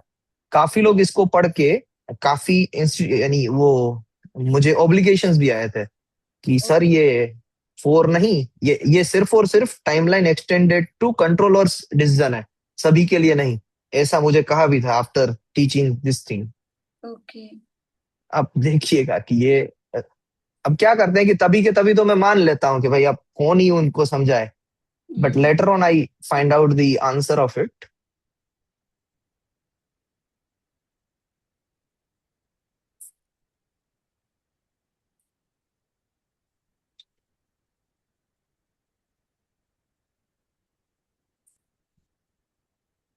यहां पर मैं फॉर्म सिलेक्ट कर रहा हूँ, फॉर्म नंबर 4, क्योंकि हम फॉर्म नंबर 4 की बात कर रहे हैं।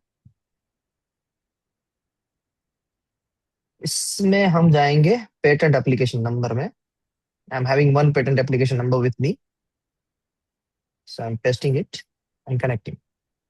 यहाँ पर देखिए रूल नंबर 12 से सबसेक्शन कौन सा है? 5। 4 कहीं पर भी है? ना। मैजिक। ओ या। Here is the mistake in schedule 1। Interesting. Yes sir. Interesting find out किए ना सर, वो बहुत बढ़िया। नहीं वो नहीं, ये चीज मैं आपको इसलिए दिखा रहा हूं क्योंकि आपने मुझे ये कहा था मैडम। हाँ हाँ दिख रहा है। आपने मुझे ये कहा था मैडम कि सर रूल होंगे, करेक्ट? पहले दिन आपने क्या पूछा था, सर रूल होंगे? रूल सिर्फ रूल नहीं हो रहे हैं, रूल की डेप्थ भी देख लीजिए। Yes sir. परफेक्ट है। यस। तो आपके फर्स्ट डे का आंसर कि रूल मैं आपको सिर्फ रूल के हिसाब से नहीं करवा रहा हूँ, बट जो भी रूल दिखा रहा हूँ वो इतनी डेप्थ से उसको कवर किया गया है। अब कोई ये बोल रहा है तो वो गलत नहीं बोल रहा है, उसको पता नहीं है कि ये स्केड्यूल 1 में गलत लिख दिया है। और एक्चुअल जब आप फाइलिंग करते हो, एक्चुअल जब आप ये प्रोसिक्यूशन करते हो तो वहां पर 12.5 है। और 12.5 के अंदर देखिए आप, अब इसको पढ़िए 12.5 में। Notwithstanding anything contained in these rules, the controller may condone the delay hmm, or extend the time for filing Form 3 for a period up to 3 months upon a request made in Form 4. यानी ये पूरे rule की बात कर रहा है। Got it? Yes, sir. ना, अगर मैं आपसे यहां से चलो ये बात कर दूं कि फॉर्म नंबर, हाँ ये एक्सटेंशन के लिए फॉर्म नंबर 4 फाइल करना है, that is perfect. Now another question of mind जो जनरल लोग गलती करते हैं कॉन्सेप्ट में। मैंने आपको कहा कि पोस्ट डेटिंग करनी है, तो पोस्ट डेटिंग के लिए कौन सा एप्लीकेशन, कौन सा फॉर्म फाइल होगा पोस्ट डेटिंग करने के लिए? एक्सटेंशन के लिए फॉर्म नंबर 4 है, and you are well scholar of patent act, आपने एक बार पढ़ लिया है तो आपको पता ही होगा। जहां पर कोई फॉर्म एप्लीकेबल नहीं होता है वहां पर The prescribed form, sir, Form 30. Correct. यानी आपको पता नहीं है पोस्ट डेटिंग के लिए कौन सा फॉर्म है, तो कौन सा आएगा? Prescribed, मतलब when no other forms are applied, that prescribed Form 30. चलिए देखते हैं कि क्या फॉर्म 30 में ये जो हमारा जनरल कॉन्सेप्ट है क्या एप्लीकेबल होता है। ये रहा फॉर्म 30। फॉर्म 30 की दो कैटेगरीज है, without fees and with fees. तो Like, विदाउट फीस में पहले देखते हैं। ये विदाउट फीस का पूरा स्क्रॉल डाउन है। हम क्या ढूंढ रहे हैं मैडम? Post dating. क्या ढूंढ रहे हैं? post dating under section under Section 20. 9। Yes, sir.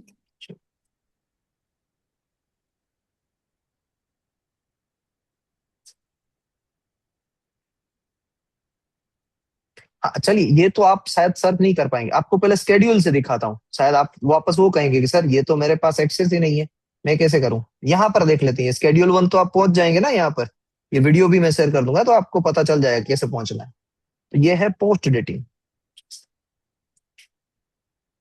देखिए लिखा ही हुआ है पोस्ट डेटिंग। कितने रुपये है? 800। 800। कोई ड्यूरेशन नहीं है कि पोस्ट डेटिंग आप 1 महीने करवाए, 1 महीने के लिए करवाएं, 2 महीने के लिए करवाएं, या 6 महीने के लिए करवाएं। कितने रुपये होंगे? आंसर। 800। वहां पर ये पर मंथ वाला कॉन्सेप्ट नहीं है, जैसा ये यहाँ पर था रूल नंबर 12(4) में। देखिए यहाँ पर लिखा है पर मंथ। ये कॉन्सेप्ट यहाँ पर नहीं है पोस्ट डेटिंग वाले में। तो यहाँ पर 800 रुपये। तो इन जनरल हमारा कॉन्सेप्ट क्या बना कि जब मुझे पता ही नहीं है कि कौन सा फॉर्म एप्लीकेबल होगा, तो कौन सा फॉर्म आएगा? फॉर्म नंबर फॉर्म 30 से। 30। Okay. Now my next question to you is कि जब हम कंप्लीट को प्रोविजनल में कन्वर्ट करने की रिक्वेस्ट करते हैं तो वो कौन से फॉर्म में रहेगी? For complete and this one provisional specification. Sir, form 2 is for complete and provisional specification. अब हम कंप्लीट को प्रोविजनल समझे ऐसी रिक्वेस्ट कर रहे हैं तो कौन से फॉर्म से होगी?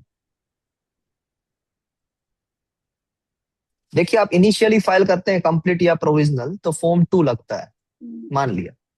अब एक बार आपने कंप्लीट फाइल कर दिया, अब आप रिक्वेस्ट कर रहे हैं कि उस कंप्लीट को क्या समझे? प्रोविजनल समझे। तो मुझे लगता है वो भी फॉर्म 30 में आएगा, ऐसा कोई फॉर्म मैंने पढ़ा नहीं है। पढ़ा नहीं।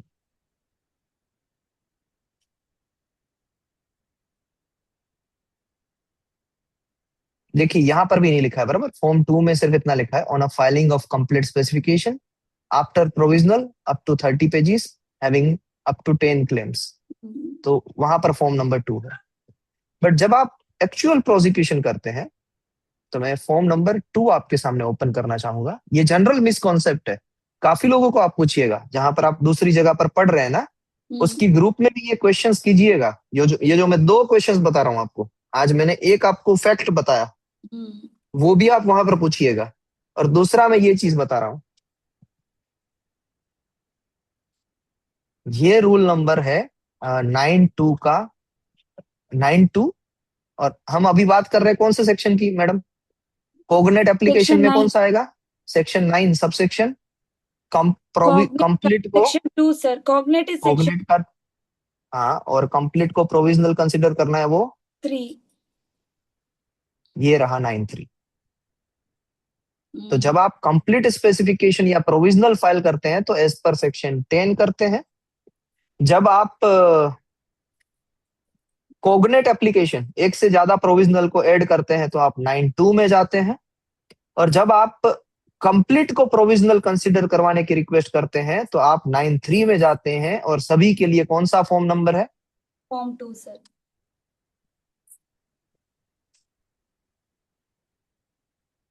Yes sir. Interesting fact. Yes sir. चलिए, बस ये फैक्ट्स को अगर आपको लिखना है तो लिख दीजिए, अगर कहीं पर आपको चाहिए तो, वरना हम आगे बढ़ते हैं। नहीं नहीं सर, मैं तो लिख लूंगी।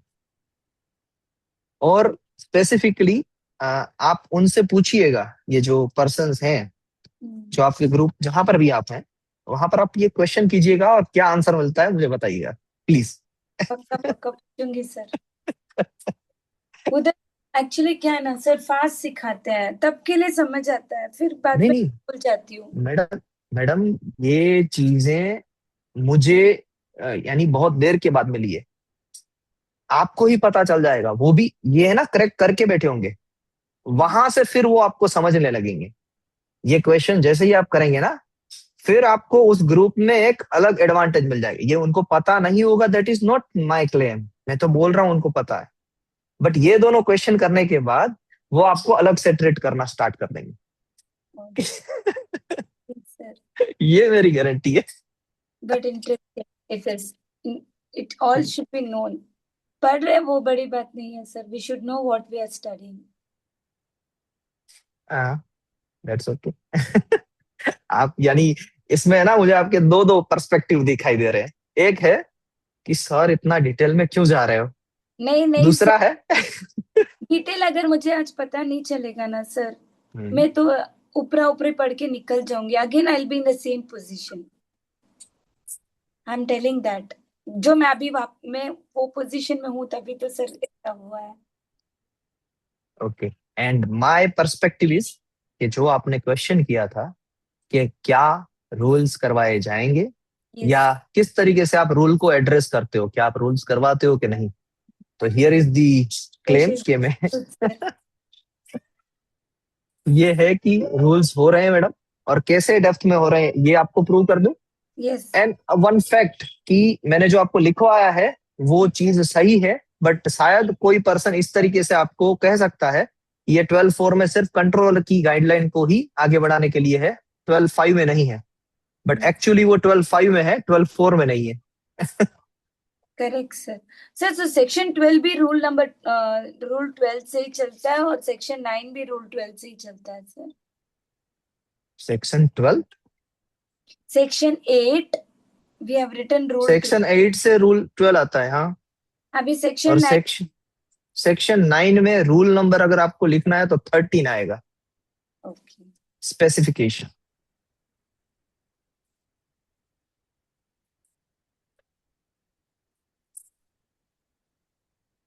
देख देना ये कोई। Yes sir. आप पे वहां दिख रहा, आप पे हो बिजू है ना, आप हेडफोन जरा। हम्म मैडम, और बस ये इंफॉर्मेशन अब यहाँ पर आपका सेक्शन 9 तक का मुझे जितना आता था मैंने डिलीवर कर दिया। Yes sir. अब मुझे बताइए 9 में कितने पॉइंट हुए आपके। सर मेरे 9 में, सर 9 2 9 3 9, सी 9 1 इज प्रोविजनल और कंप्लीट स्पेसिफिकेशन, 5 ऐसा पॉइंट्स। कभी नहीं करना, हाँ। 5 पॉइंट्स, अब बताइए कौन कौन से। Sir first is provisional specification और कंप्लीट स्पेसिफिकेशन का टाइमलाइन होता है 12 months. Second. Second is about cognate application 9 2. Third. Third is all about this one, whether we can do what to say, uh, complete specification can also be treated as provisional specification. And उसमें भी वही condition apply होंगे sir, 12 months की। treated complete specification converted into provisional within 12 months. Okay, third, fourth, fourth is all about post dating sir, complete up to specification को post date कर 6 months. सकते हैं और प्रोविजनल को भी कर सकते हैं। कर सकते हैं, and 6 months is the timeline. Fifth. Sir, if for any reason, if I am unable to file PCT, I can also post date complete specification. वही मैंने लिखा है सर। तो मैडम ये कहाँ पर लिखा आपने कि प्रोविजनल का पब्लिकेशन नहीं होगा, प्रोविजनल से डायरेक्टली हम पीसीटी या कन्वेंशनल में नहीं जा सकते हैं। सर वो मैंने लिखा नहीं है, बट मुझे बस ऐसे पता है। नहीं, क्यों नहीं लिखा आपने, लिखो। ओके।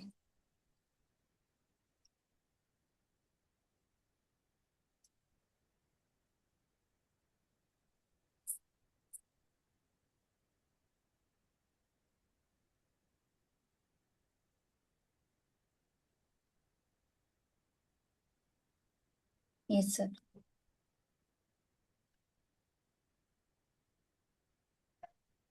अब आते हैं मैडम सेक्शन 10 में। अगर पेज छोड़ा नहीं है तो पेज छोड़ दीजिएगा, थोड़ी स्पेस रखिएगा ताकि सेक्शन 9 के कोई भी एडिशनल पॉइंट आप लिख पाए। Yes sir. ये आज के दिन आपकी ये टेक्टिक्स बन जाएगी madam, over a period of time मेरे साथ रहते रहते आप ऐसे ही करने लगेंगे। यस तो सर। वो आपको मैं, और है ना, ये ऐसे समझिए कि आप अपने बच्चों को जब मैथमेटिक्स पढ़ाते थे, जब इनिशियल लेवल पे गौरव ने ये सीखा होगा कि 2 + 2 कैसे 4 करना है, तो आपने यही कहा था ना, ये कितना है बेटा, 1 फिंगर 2 फिंगर, इसमें 2 फिंगर और ऐड करो, क्या है ये, 1 2 3 4। लाइकवाइज मैं तो ऐसे ही पढ़ाता हूँ, आपने कैसे पढ़ाया था, एबकस। सर अबाकस तो वो लोग अभी कर रहे हैं sir.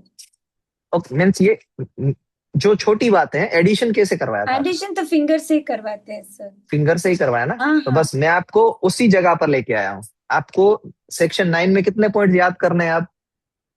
4 points, sir. 7 points. 7 points. Okay, yeah, extra I've written now. 7 points. Yes, sir. Section 8 में कितने पॉइंट्स याद करने हैं? 8 points. Yes, sir. तो आप मेरे लिए गौरव ही है। Yes, sorry for that, sorry. yes. My pleasure, sir. अरे मैडम, It's my pleasure. मैं तो यानी पता नहीं, मेरा बाय नेचर ऐसा है कि मैं अपने आप को बड़ा मान लेता हूँ, बट पता नहीं हो क्या ही होगा उससे, सही होगा गलत होगा जो भी हो।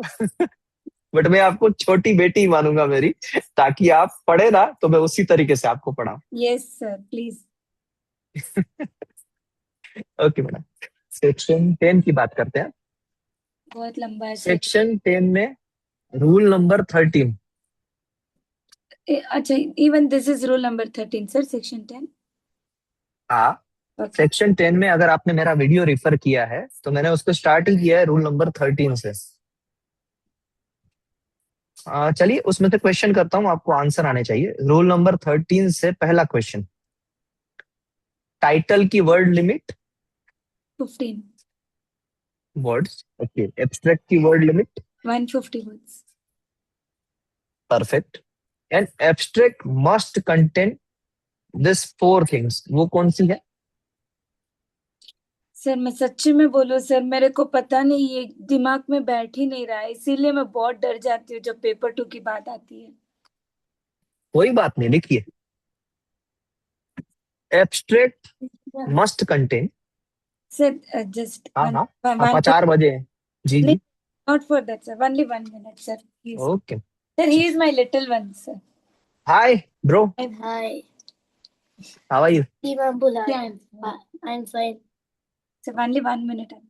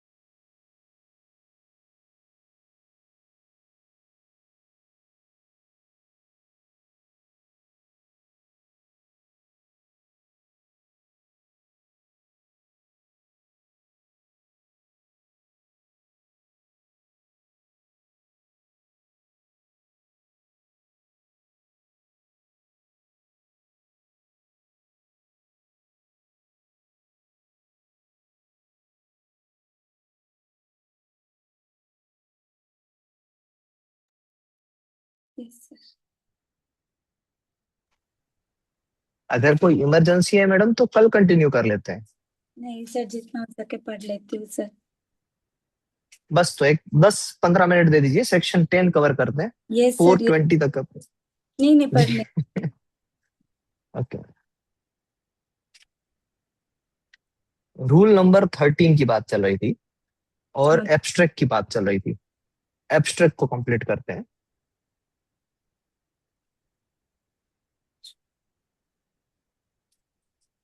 ओके।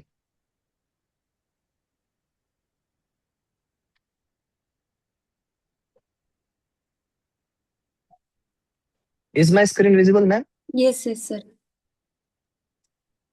वापस आते हैं IT India, patents, E citizen, rules. और रूल के अंदर है रूल नंबर 13। और रूल नंबर 13 में भी स्पेसिफिकली है subsection 7।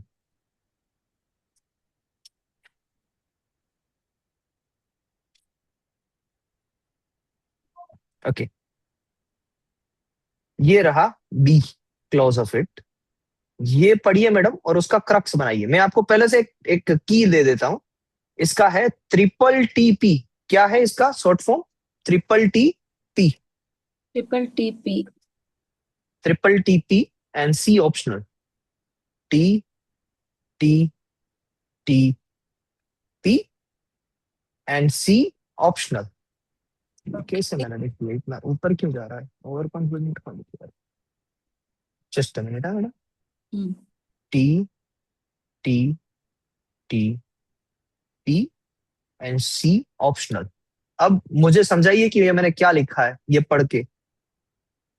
The abstract shall contain a concise summary of the matter contained in the specification and summary. Contained in the specification and the summary shall indicate clearly the technical field. एक तो technical field होना चाहिए sir, to which the invention belongs. Then the technical advancement of the invention. The second is technical advancement, technical field, technical advancement as compared to the existing knowledge and principal use of the invention, excluding any speculative use, and where necessary, the abstract shall contain the chemical formula which characteristics the invention. सी क्या हो सकता है? Abstract should abstract shall contain क्या? Abstract shall contain chemical formula. Chemical formula क्या हुआ? C. C, okay. Madam हाँ sir. ये बस ये करके आप चले जाइए, क्योंकि मैं आपको पढ़ा रहा हूं ना, तो अभी जो भी आपकी कन्वर्जेशन हुई है वो आपके दिमाग में प्रोसेस हो रही है, और आप इतना सिंपल सा जो सामने दिख रहा है ना उसको भी एड्रेस नहीं कर पा रहे हैं। तो ऐसे दिमाग से तो मैं आपको 5 घंटे भी पढ़ा लूं ना, उससे अच्छा है कि आप जाके आइए और कल हम 1 घंटे में ज्यादा पढ़ लेंगे। तो नहीं. कोई टेंशन मत ली, अभी अभी नहीं, अभी खत्म करते हैं इसको, इतना पढ़ लीजिए, एब्स्ट्रैक्ट कर लेते हैं और फिर आगे बढ़ेंगे कल से। Don't worry. सर सेक्शन 10 कर लेते हैं सर, कोई बात नहीं. नहीं होगा मैडम, हड़बड़ाहट में। चलो मैं आपको करवा देता हूँ, आपको करना है ना, अभी करवाता हूँ। चलो चलो एक्सपेडाइट एग्जामिनेशन पे आते हैं। देखो, मगर उसका कोई मीनिंग नहीं है मैडम, आप ऐसे इजी इजी समझिए। हम इनफ टाइम स्पेंड कर रहे हैं, 2-2 घंटे पर डे, 60 डेज में 120 आवर्स है। कोई भी सब्जेक्ट क्लियर करने के लिए 40 आवर्स से ज्यादा टाइम नहीं चाहिए। 120 यानी 3 सब्जेक्ट कवर करोगे आप। Yes sir. तो don't worry, go with the flow, कुछ नहीं होगा, आराम से हो जाएगा। और ये इनिशियल लेवल पे आपकी टेक्टिक्स बन रही है कि आपको मेरी क्या मेथोडोलॉजी है, आपको किस तरीके से पढ़ना है, what should I expect, whether you are comfortable with it और नॉट। अब ये है ना, एक ट्रीट हो रहे हैं आप, और yes sir. Eventually speed up आ जाएगी। आज के बाद देखिएगा स्पीड अप होगी। Yes sir. Sure sir. इस बार मैंने थका हुआ इसीलिए लग रहा था, क्योंकि मैं हर एक बात पे आपको जज कर रहा था कि ओके कंफर्टेबल है मैडम, ये मैंने ये कहा, समझ रहे हैं, अरे मैंने ये कहा, वो उनकी वो बात का एड्रेस हुआ नहीं हुआ, लाइक चलिए। तो अब हाँ, ये बता देता हूँ, ये अभी आपके पास टाइम नहीं है और मैं फालतू की बातें कर रहा हूँ, ऐसी बात है। सर ऐसा कुछ नहीं है सर. नहीं नहीं मैडम, सही है, वो बात गलत नहीं, इतना ज्यादा भी पढ़ना वो नहीं अच्छा है। परिवार होता है ना जिसका, मुझे पता है। चल जी मैडम, तो सबसे पहला जो टी है ना वो यहां से आया, मैंने हाईलाइट किया है, देखिए ये क्या हाईलाइट? दिखा? कुछ नहीं दिख रहा है आपको? नहीं, ये तो आपका कंप्यूटर स्क्रीन है. हाँ तो मैडम ये रहा ना, ये हाईलाइट किया मैंने, देखो उसमें ये वर्ड। 1 second check. नहीं दिख रहा है आपको मेरी स्क्रीन? आपकी स्क्रीन तो दिख रही है सर, बट आपकी होम स्क्रीन दिख रही थी. अब हाँ, now I can see sir. Sorry, ऐसा क्या है टाइटल मैडम? सर. ओके. पहला टी क्या है? टाइटल. दूसरा टी क्या है? टेक्निकल. Technical field. हाँ, टेक्निकल फील्ड। तीसरा टी क्या है? Technical advancement. चौथा टी क्या है? है ही नहीं। जो टी था क्या है? देखिए पहला टी क्या था मैडम? पहला टाइटल सर. दूसरा टी? Technical field. तीसरा टी? Technical advancement. चौथा P? P. P I don't know sir. P. देखिए यहाँ पर लिखा हुआ है मैडम, देखिए देखिए, आंख लगाइए जरा, यहाँ पर लिखा हुआ है, देखो principal use of the invention, हाँ, और लास्ट में सी क्या था? केमिकल फॉर्मूला, ऑप्शनल, वो ऑप्शनल है। दैट इज अगर केमिकल फॉर्मूला है तो लिखिए, वरना मत लिखिए। Yes sir. अब इंग्लिश तो आपकी मेरे से अच्छी है, वो तो आपको मानना पड़ेगा। आप ऐसा मत कहिएगा ना, ये बात में गलती है आपकी सर। बरोबर मैडम, मैंने आपको गाइडलाइन दे दी कि आपको लिखना क्या है, और ये आपको बाय डिफॉल्ट पता है कि आपकी इंग्लिश मुझसे अच्छी, ये 2 दिनों में आपने जजमेंट ले लिया है। अब आपको लिखना इसी में है। पहले टाइटल लिखो, टाइटल हो जाएगा। हाँ सर। फिर दूसरा, the technical field of this invention is, और this invention relates to the technical field of so and so. Okay sir. फिर तीसरा टाइटल, तीसरा statement, the technical advancement over a conventional use of this invention is so and so. फिर the principle use of this invention is so and so, and last में is the chemical formula exist in the uh, in that invention, then you write down that chemical formula, otherwise it's okay. अच्छा, बस इतना सा abstract में आएगा sir? That's it. Oh nice. How structurally organized? थी मैं। नहीं आता है, बस आपको नहीं आता है। सर आपको नहीं पता, ड्राफ्टिंग आपने जो क्लेम सिखाया ना, मैं इतना खुश हो गई। मुझे ऐसे मतलब ना टिप्स चाहिए कि ना कैसे उसको ना लूं, पकड़ू और हो गया ना, आप कर सकते हैं ना। लेकिन बाकी ड्राफ्टिंग भी तो सर बाकी। अभी एब्स्ट्रैक्ट भी हुआ ना? एब्स्ट्रैक्ट हो गया sir, but one time claim भी हो गया, एब्स्ट्रैक्ट भी हो गया, तो बाकी की भी चीज हो जाएगी, don't worry. Sir yes sir, जैसे I think so 1 or 2 times if I sit and do with you, I think I'll surely do it, sir. But you need to sit with positive mindset कि हाँ sir हो जाएगा। Yes sir, अभी मुझे लग रहा है। चलिए वेरी नाइस। लिख लीजिए। आपको मुझे नाइस नहीं कहना है, आपको मुझे क्वेश्चंस करने हैं। Yes sir. सर अभी ये तो पता चल गया टाइटल लिखना है, टेक्निकल फील्ड, बट अभी जब पेपर लेके वो where that comes the technical field और technical advancement, that has to be written in a right way. 5 minute है ना अपने पास अभी, चलिए यूटिलाइज करते हैं। टेक्निकल फील्ड को आप कैसे लिखेंगे? मैं 5 मिनट का ही टाइम लूंगा मैडम आपका, सोचिएगा। पेपर ले रही थी आपने, वो जो अपन ये थे ना वो... नहीं, वो अभी मत लीजिए, अभी रुकिए, फिर लीजिएगा। हाँ? छोड़ दीजिए उसको कि टेक्निकल फील्ड क्या होता है। मुझे बताइए कि आपकी क्वालिफिकेशन क्या है? BSc visual communication sir. BSc visual communication, okay. BSc करने के लिए आपने 10th किया होगा? हाँ सर। 10th के बाद 12th किया होगा? Yes sir. 12th के बाद आपने बीएससी किया, और बीएससी के बाद आप यहाँ तक पहुंचे। एडवोकेट। यस। कोई आपका फ्रेंड की, कोई ऐसा पर्सन जिसने पीएचडी किया हो इंजीनियरिंग में, like any person in your life? मेरे कोई फ्रेंड्स नहीं है सर इंजीनियरिंग में। बीएससी के बाद पीएचडी किया हो, एमएससी, पीएचडी, एमफिल, समथिंग हाँ लाइक दैट? मेरी सिस्टर ही है ना सर, वो बायोटेक, किसमें किया है उन्होंने? बायोटेक्नोलॉजी में कर रही है सर। बायोटेक्नोलॉजी में पीएचडी कर रहे हैं? हाँ। तो उनका जर्नी कहाँ से रहा? 12th के बाद क्या किया उन्होंने? उसने बायोटेक किया। बायोटेक के बाद? बायोटेक के बाद उसने लीड्स में उसी में मास्टर्स कुछ किया था सर। हाँ मास्टर्स। आप अपने बीएससी के बाद एमएससी किस में कर सकते हैं? जैसे कि आपने बीएससी विजुअल कम्युनिकेशन में किया, तो एमएससी किस में हो सकता है? Visual communication. Okay, PhD? PhD कोई एक पर्टिकुलर सब्जेक्ट में कर सकते हैं। परफेक्ट। अब मैडम, मैंने आपसे क्यों कहा इंजीनियरिंग की ब्रांचेस कितनी होती है, पहले ये बता दीजिए। इंजीनियरिंग की ब्रांचेस सर? हाँ, जो भी आपको पता हो। Electric engineer, electronic, computer science, architectural, civil engineering, फिर मैकेनिकल इंजीनियरिंग। बस बस मैडम, काफी हो गया। This are the field of invention. Okay. अब इन्वेंशन आप देखेंगे तो आपको पता चलेगा कि इंजीनियरिंग से है तो यही डोमेन से आएगा, केमिकल से है तो केमिकल डोमेन से है, फार्मास्यूटिक्स है तो फार्मास्यूटिकल डोमेन से।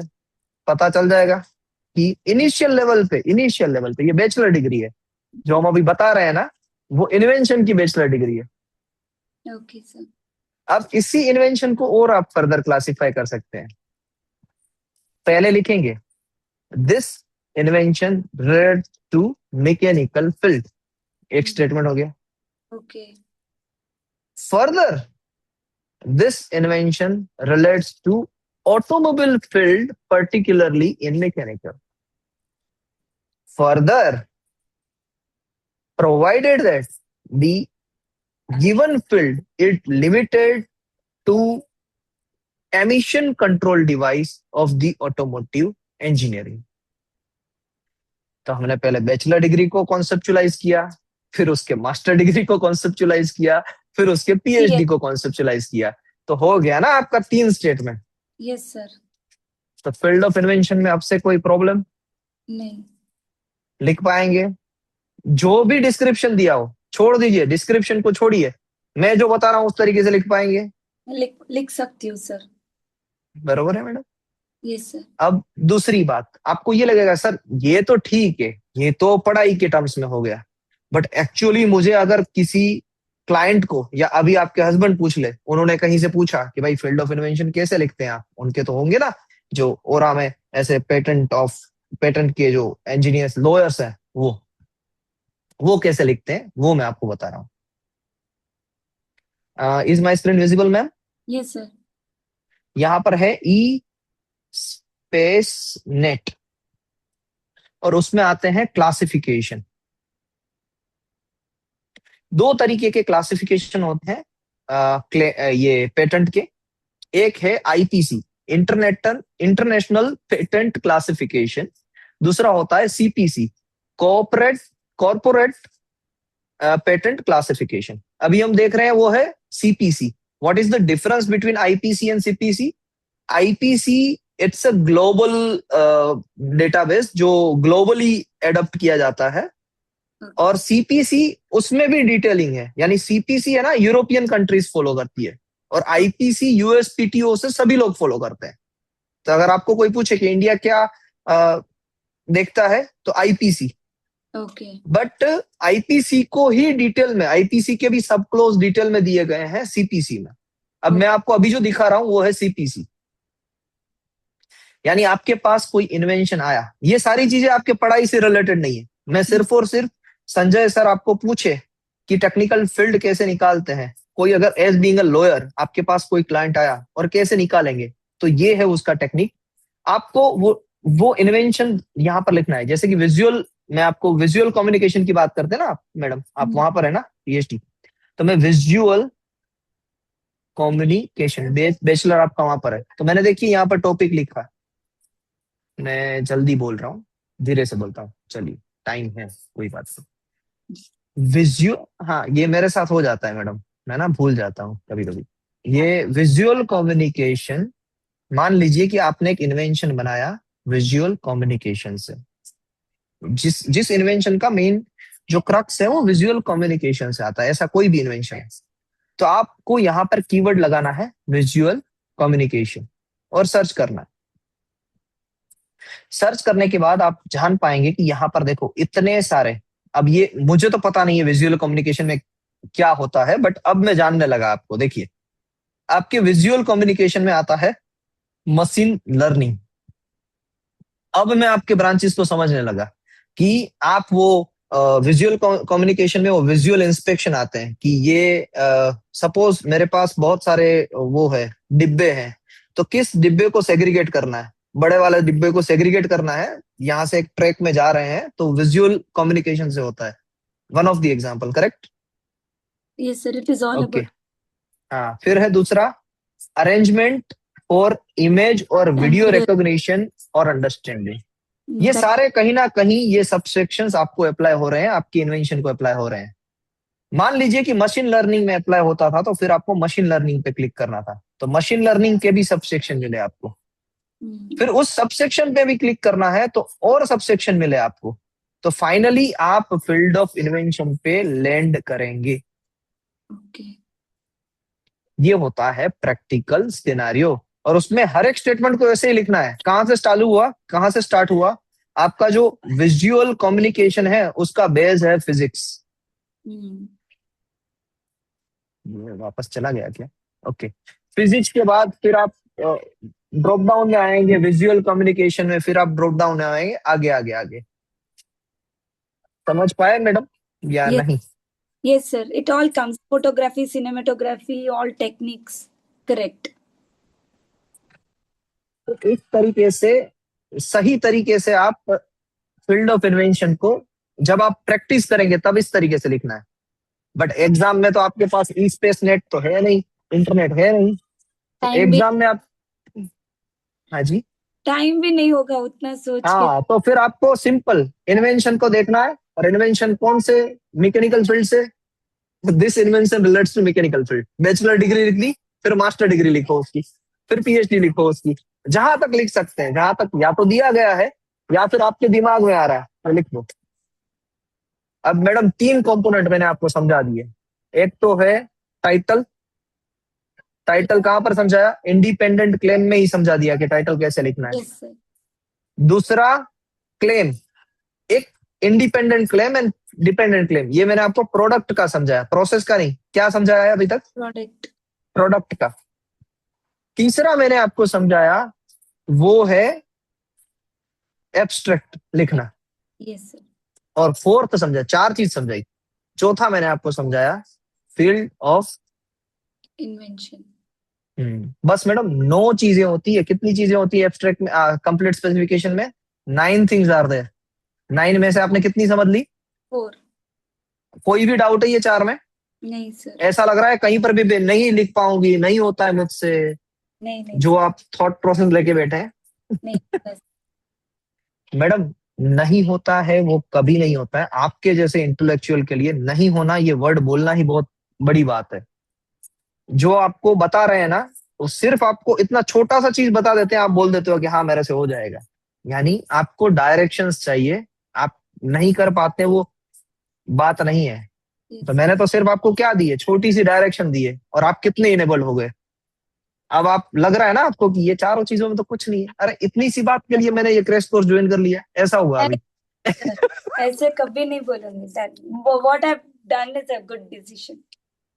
नहीं नहीं मैडम, देखिएगा at the end of the day मेरी मेरी ये चैलेंज है आपसे, आपको ऐसा लगेगा कि मुझे कुछ नहीं आता है, और उसी दिन मैं अपने आप को मानूंगा कि मैंने पूरा का पूरा जितना भी मैंने पढ़ा है, जितना भी मेरी थॉट प्रोसेस है, वो सारी की सारी थॉट प्रोसेस आपने इम्प्लांट कर दी है। Yes, sir. That's the symbol of my teaching. That is my trademark. This is my USP. मेरी यूएसपी ये होती है कि मेरे स्टूडेंट ऐसा कहते हैं, अरे जयवीर वो हो गया, उसका मैंने पढ़ लिया, वो बहुत करवा दिया उसने, उसकी सारी चीजें पता है, अब उससे ज्यादा पता है मुझे, वो समझता कम है, मुझे ज्यादा पता है। Yes, और sir. इसी वजह से मेरे ही जो कैंडिडेट्स हैं, candidates in the sense madam आपके जैसे सर मैडम है, वही मुझे ये फैक्ट देते हैं। जब मुझे ये कमेंट किया गया कि सर आपने गलत पढ़ाया है, 12/4 में ये सिर्फ कंट्रोलर का ही 2 मंथ का एक्सटेंशन है, तो मेरे ही कैंडिडेट्स ने मुझे डिफेंड किया कि नहीं सर सही पढ़ा रहे हैं। अब देखो यहाँ पर जाके मुझे प्रूफ दिया है कि सर अब कोई भी बोले ना तो ये बताना आपने सही पढ़ाया है। सो आई फील प्राउड। अरे वाह, क्या बंदा मिला है। यानी वो मुझसे ज्यादा रिसर्च करके आते हैं। So I'm blessed with it. ज्यादा बोलना मेरी आदत है। 4:30 हो चुकी है, आपको भी जाना है। Have a nice day. कल रिवाइज करेंगे मैडम, इसी तरीके से मैं रिवीजन करवाऊंगा, थोड़ा स्पीड में होगा, रिवाइज कर लीजिएगा। रात को सोने से पहले आंख बंद करके सेक्शन 8 पॉइंट्स याद Yes. आए, नहीं आया देख लिया। सेक्शन 9 कितने points? Section 9, 5 to 6 points I've written. Sir वो नोट निकालूंगी ना, एक बार रिवाइज करूंगी तो पता चल जाएगा सर. चलो okay madam, have a nice day madam. जय जिनेंद्र। जय जिनेंद्र सर.